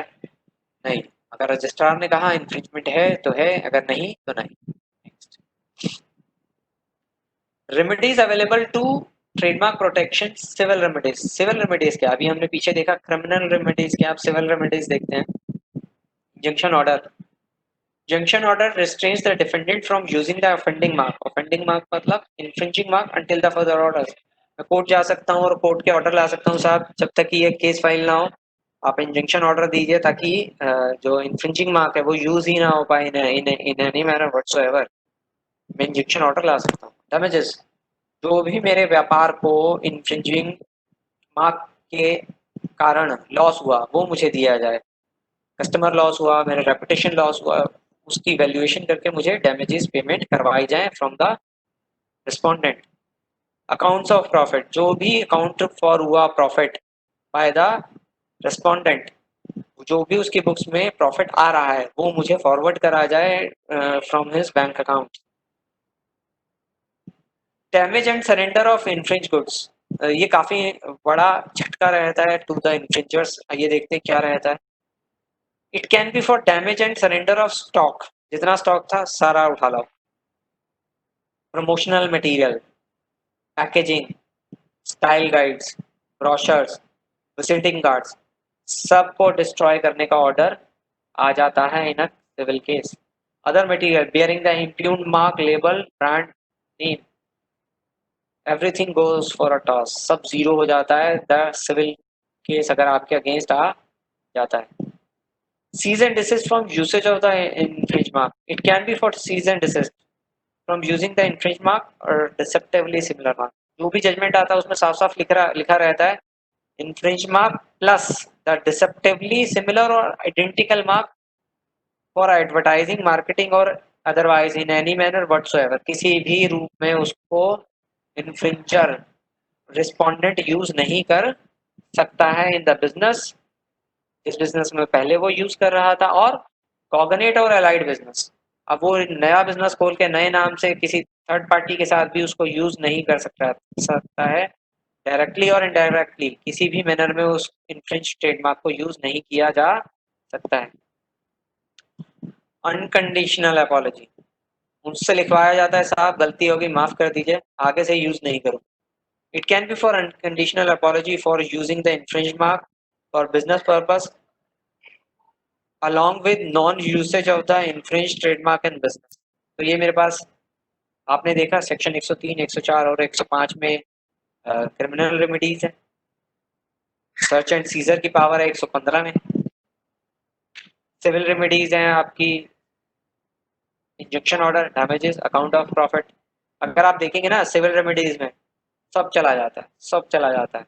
कॉस्ट लग जाती है यहाँ पे 103 में, 104 में। इंजंक्शन ऑर्डर आ जाता है, बिजनेस बंद। डैमेजेस, जो डैमेज हुई है गुडविल, अकाउंट ऑफ प्रॉफिट जो कमाया वो गया, स्टॉक सारा स्टॉक गया, पैम्फलेट्स गए, ब्रोशर्स गए, इनकी कॉस्ट लाखों में होती है कहीं। मार्क नहीं यूज कर सकते। अपॉलजी, माफीनामा। रेमेडीज अगेंस्ट इन्फ्रिंजमेंट मैं पिक्टोरियल फॉर्म में लाया हूँ, आप एक बार देख लें। इंजेक्शन परपेचुअल भी हो सकती है, टेम्परेरी भी हो सकती है। Everyone do have a look at it.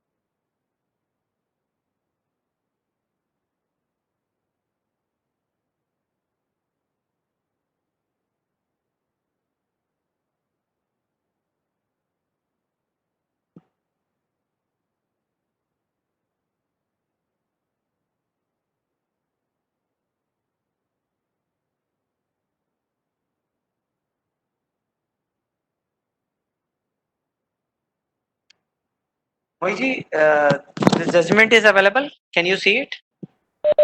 Yes, sir, we can see the judgment.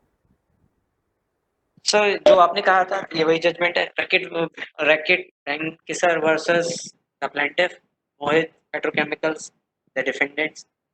Order है आपका 28/5/2020 का। Court hearing convened by video conferencing on account of Covid. इसमें मैं आपको पहले लोगोस दिखा देता हूँ, आप देख पाएंगे कि इन्फ्रिंजमेंट है या नहीं।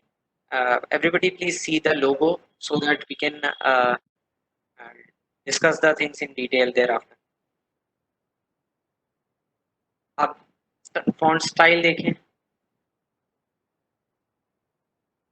जो इमेजेस हैं वो देखें, और ना कहीं जो वर्ड्स थे, क्या ये वही तो नहीं?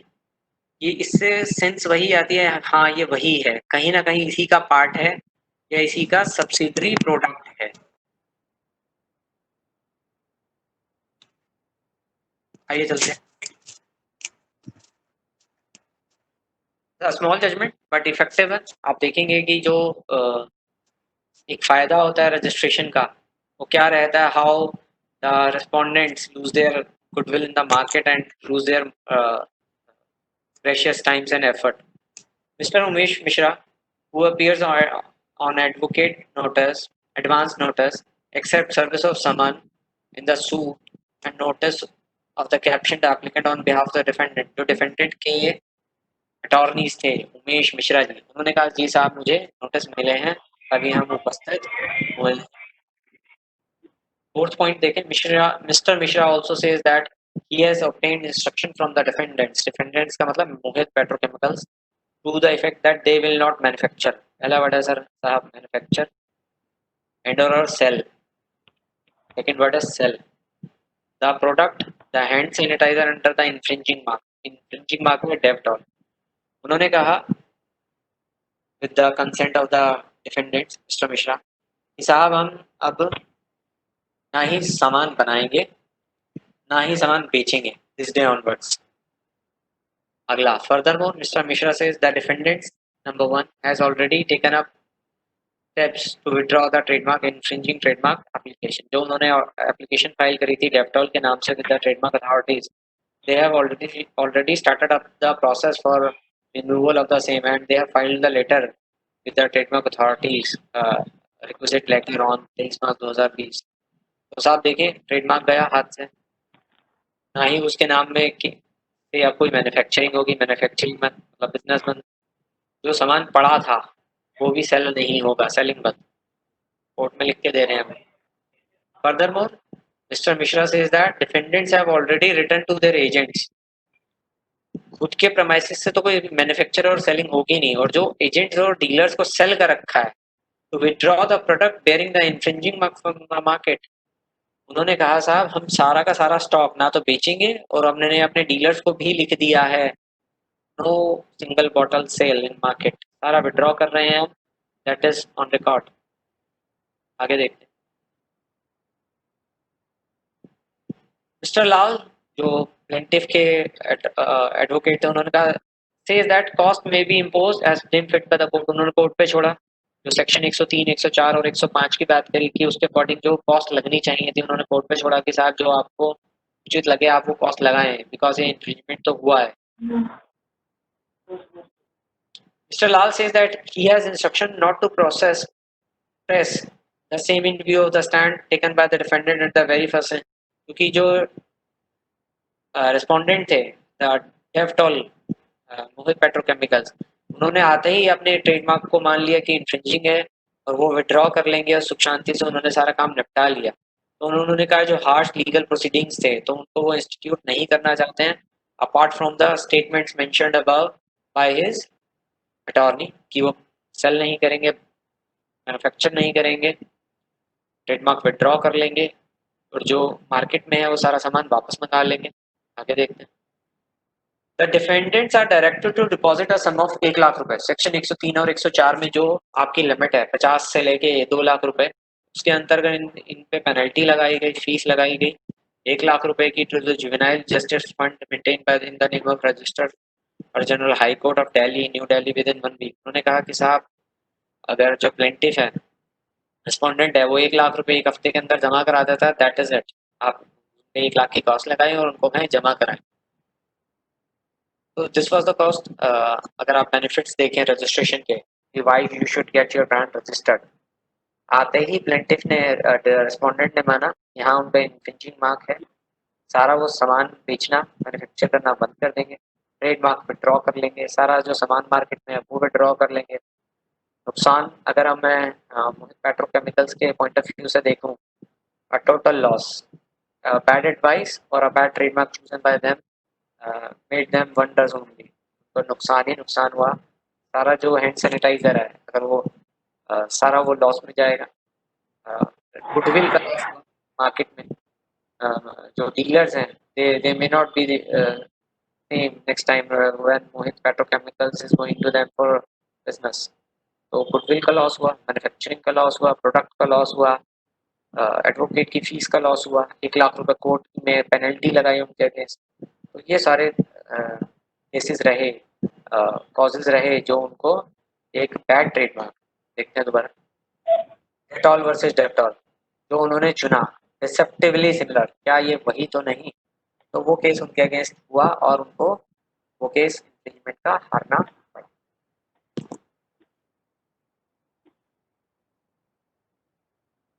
आई am going back to my PPT now.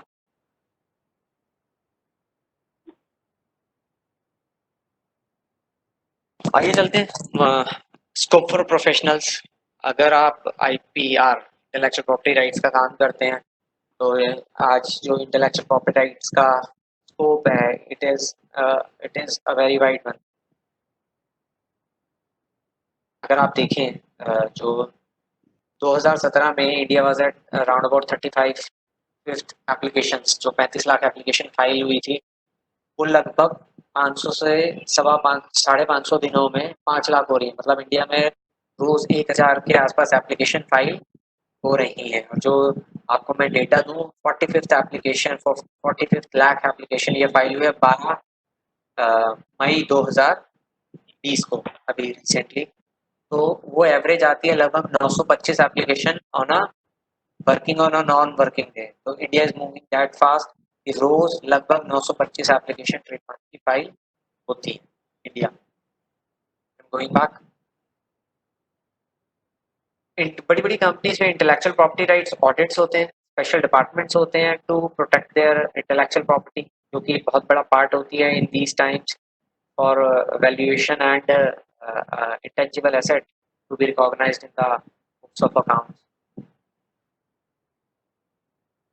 Legal professionals who specializes in these matters related to intellectual property are called intellectual property right attorneys या agents उनको कहा जाता है। They can be from professionals जैसे CS भी हो सकते हैं, CS भी हो सकते हैं, मैनेजमेंट ट्रेनिंग साइंस और कॉमर्स स्टूडेंट्स भी हो सकते हैं। There is a special process या एक एग्जामिनेशन है, उसको पास करके you can be an intellectual property right agents also.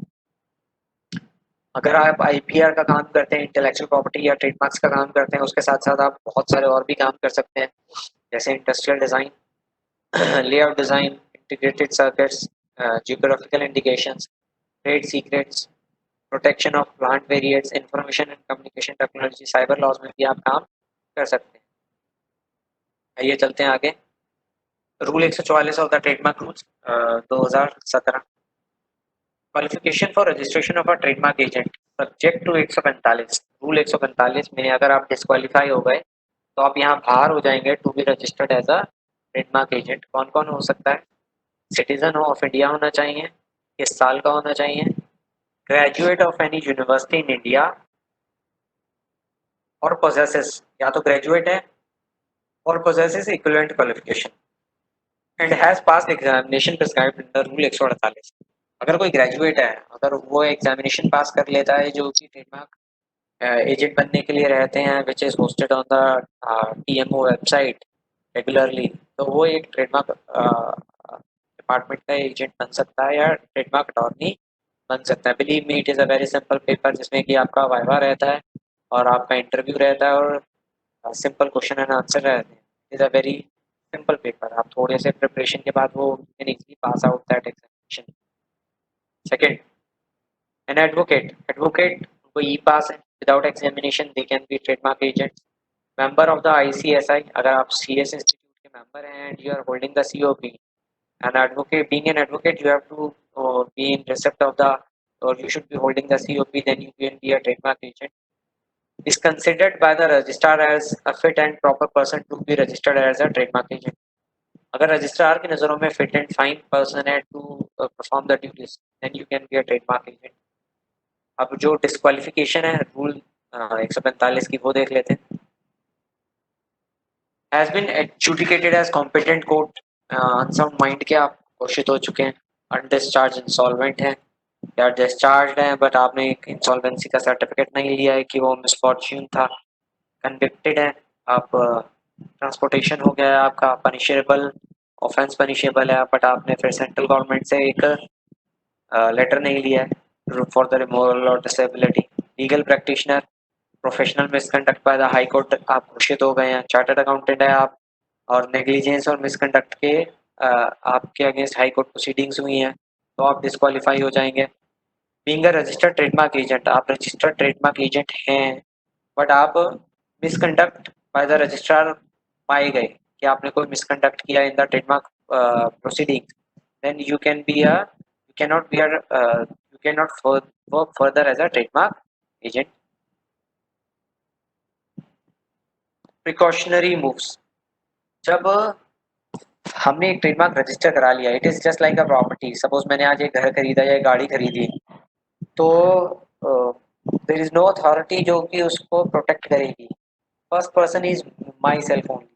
जैसे कि मान लीजिए मैंने एक गाड़ी ली, या तो मैं उसको अपने घर में खड़ा खड़ा करूँ, या मैं उसको पार्किंग लेकर खड़ा करूँ. Otherwise it is to risky when I M parking my car on the street.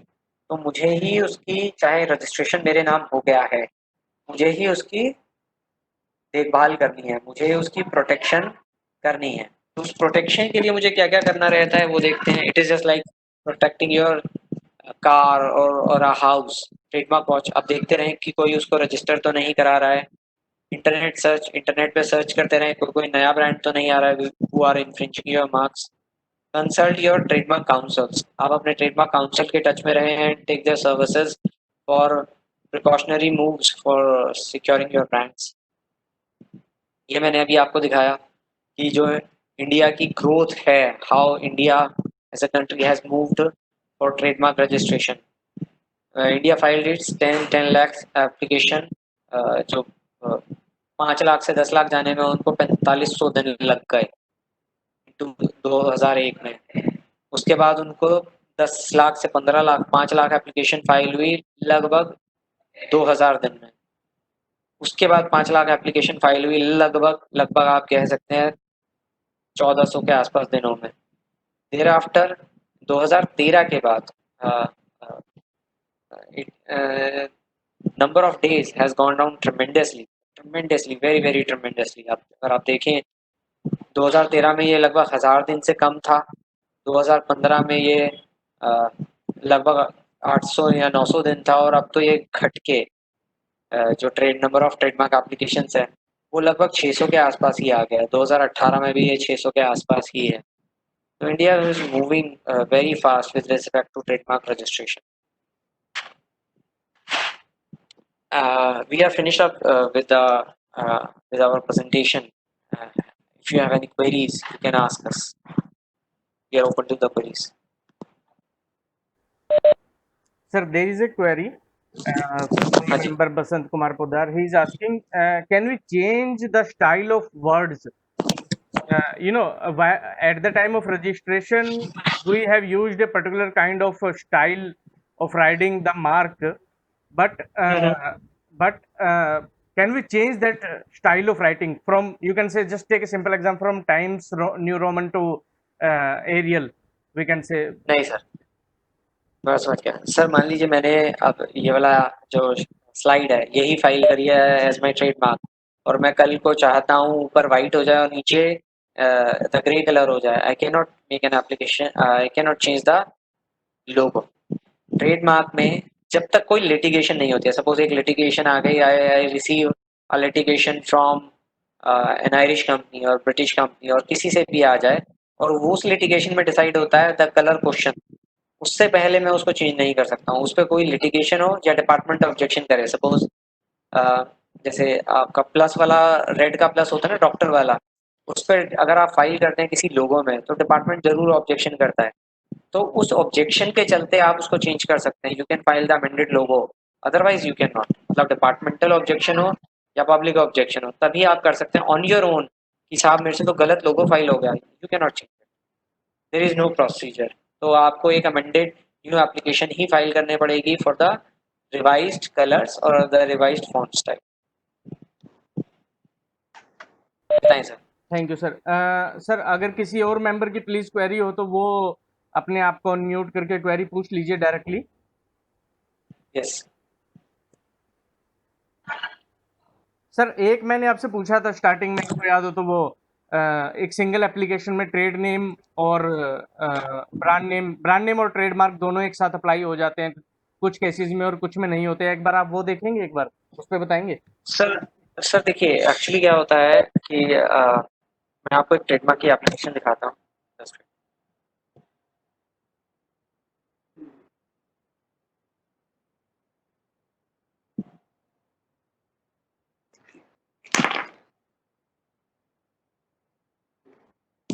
Sir, my screen is visible to you? Hello. नहीं सर, अभी अभी शायद शेयर हो रही है अभी। पीपीटी ये आ रही है अभी? नहीं नहीं, पीपीटी नहीं आ रही सर, ब्लैंक आ रहा है कुछ। एक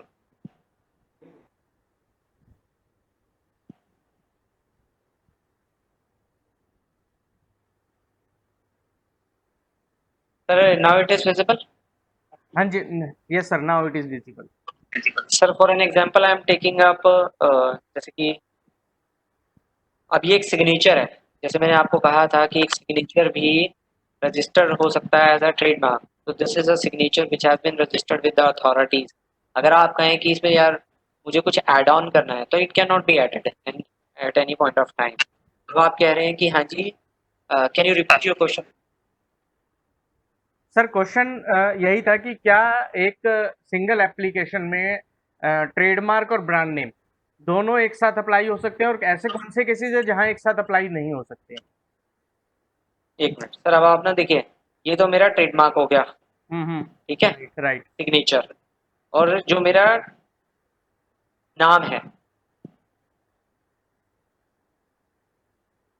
ट्रेडमार्क टाइप डिवाइस, क्योंकि ना देखिए अब इसमें क्या है, जो आपने ब्रांड नाम नेम की बात करी, hmm my signature is my trademark hmm Alia Bhatt. Hmm तो इसमें मेरा सिग्नेचर में जो नाम है hmm I can not provide it, क्योंकि वो सिर्फ मेरा सिग्नेचर है। अगर इसमें लिखा होता Alia Bhatt, suppose there is a logo and hmm नीचे लिखा होता आलिया भट्ट, तो मैं यहाँ पर प्रोवाइड करता ट्रेडमार्क अप्लाइड फॉर, देखिए यहाँ पे लिखा आलिया हम्म भट्ट ट्रेडमार्क टाइप डिवाइस। जहां पर मेरे उसमें कुछ है, जैसे कि कुछ वर्ड्स लिखे हैं, तो वहां पर मैं ब्रांड नेम और डिवाइस दोनों प्रोवाइड कर सकता हूँ। अगर मेरा यहाँ पे कुछ लिखा ही नहीं है, सपोज यहाँ पे मेरे कलर हैं, जैसे पेप्सी की बोतल में दो कलर थे ना, मैं यहाँ पर कहता हूँ जैसे गूगल में होता है, गूगल आप if you see that storage के लिए सर वो आपका रहता है ना,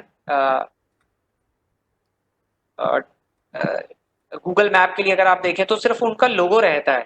तो आप टीएम अप्लाइड फॉर में कुछ नहीं लिख सकते हैं, बिकॉज इट कोई शब्द है ही नहीं, it is just the image you are applying for. जैसे आपकी ड्राइव रहती है या गूगल मैप्स का लोगो रहता है, अगर आपका सिर्फ लोगो है which does not contain any word, तो फिर तो आपका यहाँ पर वो आ जाएगा इमेज में, but it will be blank then. TM applied for will be image only, it will not depict Alia Bhatt.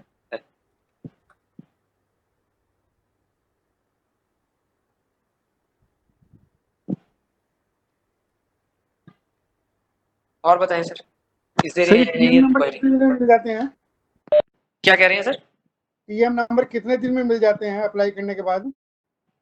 Sir देखिए, जो ट्रेडमार्क का मिनिमम टाइम है, क्योंकि अगर आप मेरे को 5 मिनट दें, जो ट्रेडमार्क का प्रोसेस है, I would like to discuss with you if time permits और मोहित जी परमिट्स। हाँ हाँ सर, टाइम है, आप ले लीजिए, प्लीज प्लीज ले लीजिए। Okay, just wait.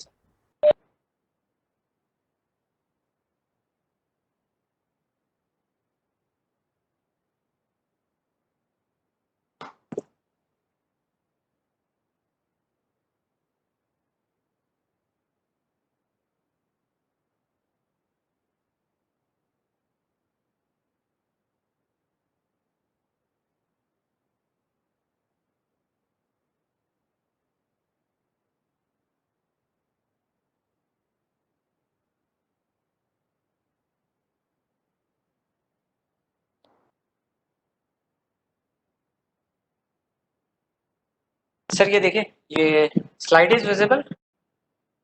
Yes sir. Sir ये ट्रेडमार्क का रजिस्ट्रेशन प्रोसेस है सारा। पहला हमें ट्रेडमार्क का सर्च करना रहता है कि वो अवेलेबल है भी या नहीं। अगर अवेलेबल है then we file a trademark application with और विदाउट प्रायोरिटी, मतलब प्रीवियस डेट, प्रायोरिटी का मतलब प्रीवियस डेट। फिर रजिस्ट्रार ऑफ ट्रेडमार्क उसको चेक करते हैं लगभग 1.5 से 2 महीने में, 1 से 2 महीने में उसका एग्जामिनेशन रिपोर्ट आ जाती है।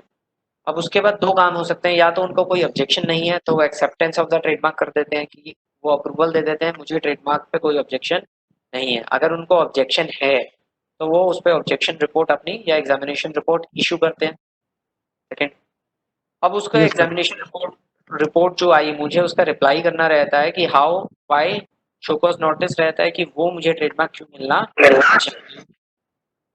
अब मैं उसका रिप्लाई करता हूँ तो उसके दो कॉन्सिक्वेंसेस होते हैं, या तो डिपार्टमेंट उस पर एनओसी दे देगा कि जी हमें इस पर कोई ऑब्जेक्शन नहीं है, तो उसको एक्सेप्ट कर लेगा, या उसको हेयरिंग में डाल देगा, नहीं साहब आप आए, मुझे इस पर फर्दर क्लैरिफिकेशन या फर्दर डॉक्यूमेंट्स आपसे चाहिए।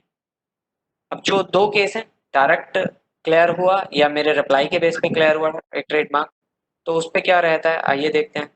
वो publication on the trademark journal कर देते हैं for the purpose inviting public objections. वो कहते हैं हमें तो ऑब्जेक्शंस खत्म हो गए डिपार्टमेंट ऑफ द ट्रेडमार्क्स, अब पब्लिक को ऑब्जेक्शन के लिए डाल देते हैं विच इज 4 मंथ्स, 120 दिन, 4 महीने। Opposition bye general public in form टीएमओ, कोई पब्लिक भी उस पर ऑब्जेक्शन नहीं करती है तो वो रजिस्टर हो जाता है for a period of 10 years from the date of application, और फिर वो हर 10 साल बाद रिन्यू होता रहेगा।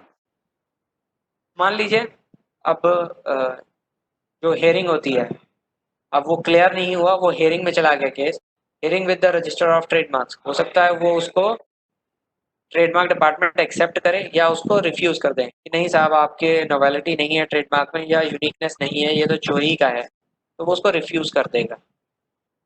आइए मान लीजिए कि पब्लिकेशन हुई जर्नल में और पहला केस हमने देखा था कि उस पर कोई ऑब्जेक्शन नहीं आया, अब हम मानते हो कि उस पर अपोजिशन आ गई इन 4 महीने में। तो अब जो मेरे पास opposition I that day it is serve to me, जब मेरे पास वो सर्विस होगा जो कि लगभग 2 से 3 महीने का रहता है, तो उन 2 महीनों के अंदर अंदर from the date of service मुझे अपनी काउंटर स्टेटमेंट फाइल करनी है कि why it should be granted to मी।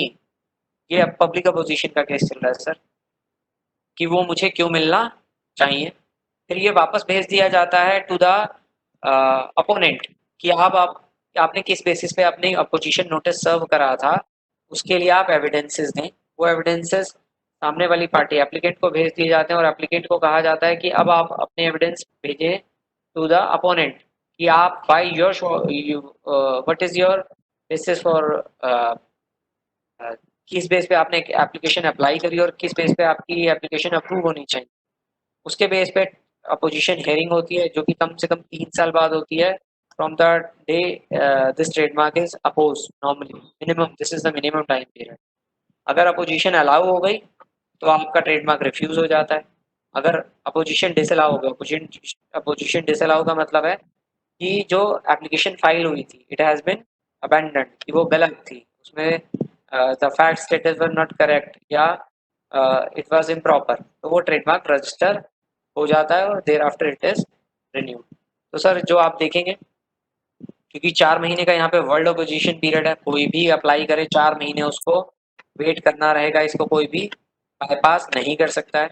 1 महीने का या 1.5 महीने का अपोजिशन पीरियड है, एग्जामिनेशन पीरियड है, फिर हमारे को 1.5 महीना यहाँ, 4 महीना यहाँ, 4.5 महीने, और 15 से 20 दिन डिपार्टमेंट अपनी प्रोसेसिंग करता है फर्दर आफ्टर द रजिस्ट्रेशन। तो आप कह सकते हैं लगभग 7 महीने से 7 months is the minimum time period in which a trademark can get registered subject to, अगर उस पर हेयरिंग आ गई या रिप्लाई आ गया या अपोजिशन प्रोसीडिंग आ गई, जो भी अब उसमें टाइम लगेगा which is normally 2 to 5 years, जो भी लगेगा वो एड ऑन हो जाएगा। तो we normally tell our clients TM कि वो नंबर तो जल्दी मिल जाते होंगे sir.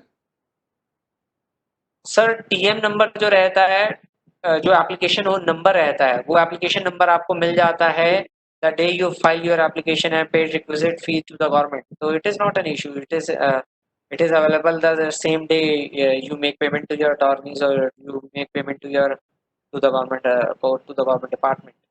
Can I start my business with TM number? Yes sir, you can use your use TM number alongside your trademark in a superscript manner showing कि आपने application डाल दिया विद द डिपार्टमेंट और आप अपना काम कर सकते हैं। बट आपको रजिस्टर्ड ट्रेडमार्क का राइट्स नहीं मिलेंगे, आपको अनरजिस्टर्ड ट्रेडमार्क के राइट्स जरूर मिलेंगे। एक रिकॉग्नाइजेशन भी मिलेगा। एक्चुअली होता क्या है sir, the day you file your application, या तो इन्फ्रिंजर्स जो होंगे वो आएंगे, या इन्फ्रिंजर्स जो हैं वो दूर चले जाएंगे, या तो जानबूझ के कोई आपसे टक्कर मारेगा आके, यार ये तो मेरा ही चोरी कर रहा है, तो भी आपका फायदा है कि आपको पता है कि आप किसी और का चोरी कर रहे हैं, then you need to remove your mark. और अगर इन्फ्रिंजर्स जो हैं वो आपके ट्रेडमार्क से दूर रहेंगे कि हाँ जी this mark has been applied for statutory protection, जो मैंने एडवांटेजेस आपको दिखाई 11-12 और डेफ्टॉल या डेटॉल का, डेफ्टॉल वर्सेस डेफ्टॉल का केस दिखाया, रेमेडीज दिखाई, तो वो सारी आपको अवेलेबल हो जाएंगी मे बी इन फ्यूचर। तो इन्फ्रिंजर्स उन मार्क्स से दूर ही रहते हैं, तो there are lot of advantages. और मैंने एक चीज़ कही थी कि अगर मुझे कोई नुकसान भी होता है, मान लीजिए मुझे एक नुकसान हुआ, मैंने एक एप्लीकेशन फाइल करी और वो प्रोसेस नहीं हो पाई, वो डिपार्टमेंट ने रिफ्यूज कर दी क्योंकि वो डिसेप्टिवली सिमिलर थी किसी और नाम से विच वाज अनरजिस्टर्ड, रजिस्टर्ड था या अनरजिस्टर्ड दोनों केस में। तो भी मुझे फायदा है कि इनिशियल स्टेजेस पे ही मुझे पता चल गया कि जो मेरा ट्रेडमार्क है वो इन्फ्रिंजिंग है या डिसेप्टिवली सिमिलर है, I should not use it, rather than कि मैं उसको आज से 10 साल बाद मुझे पता चला कि वो तो इन्फ्रिंजिंग है और मैंने उसको यूज करता रहा। That time closure of the business proceeding will be hell of a job rather than in the initial stages of the business. अगर मुझे पता चलता है और मेरा ट्रेडमार्क रिमूव भी होता है और आई can not use that brand name, तो मैं उसको ना यूज करके इनिशियल पीरियड में चेंज भी कर सकता हूँ और अपनी इन्वेस्टमेंट्स को एक होता है ना साइड लाइन करके किसी और रिसोर्सेज में भी उसको यूज कर सकता हूँ। तो it is always good to have your brand name registered in every country in which we are working. Thank you, sir. Mohit ji, any other queries? We can take up queries at large.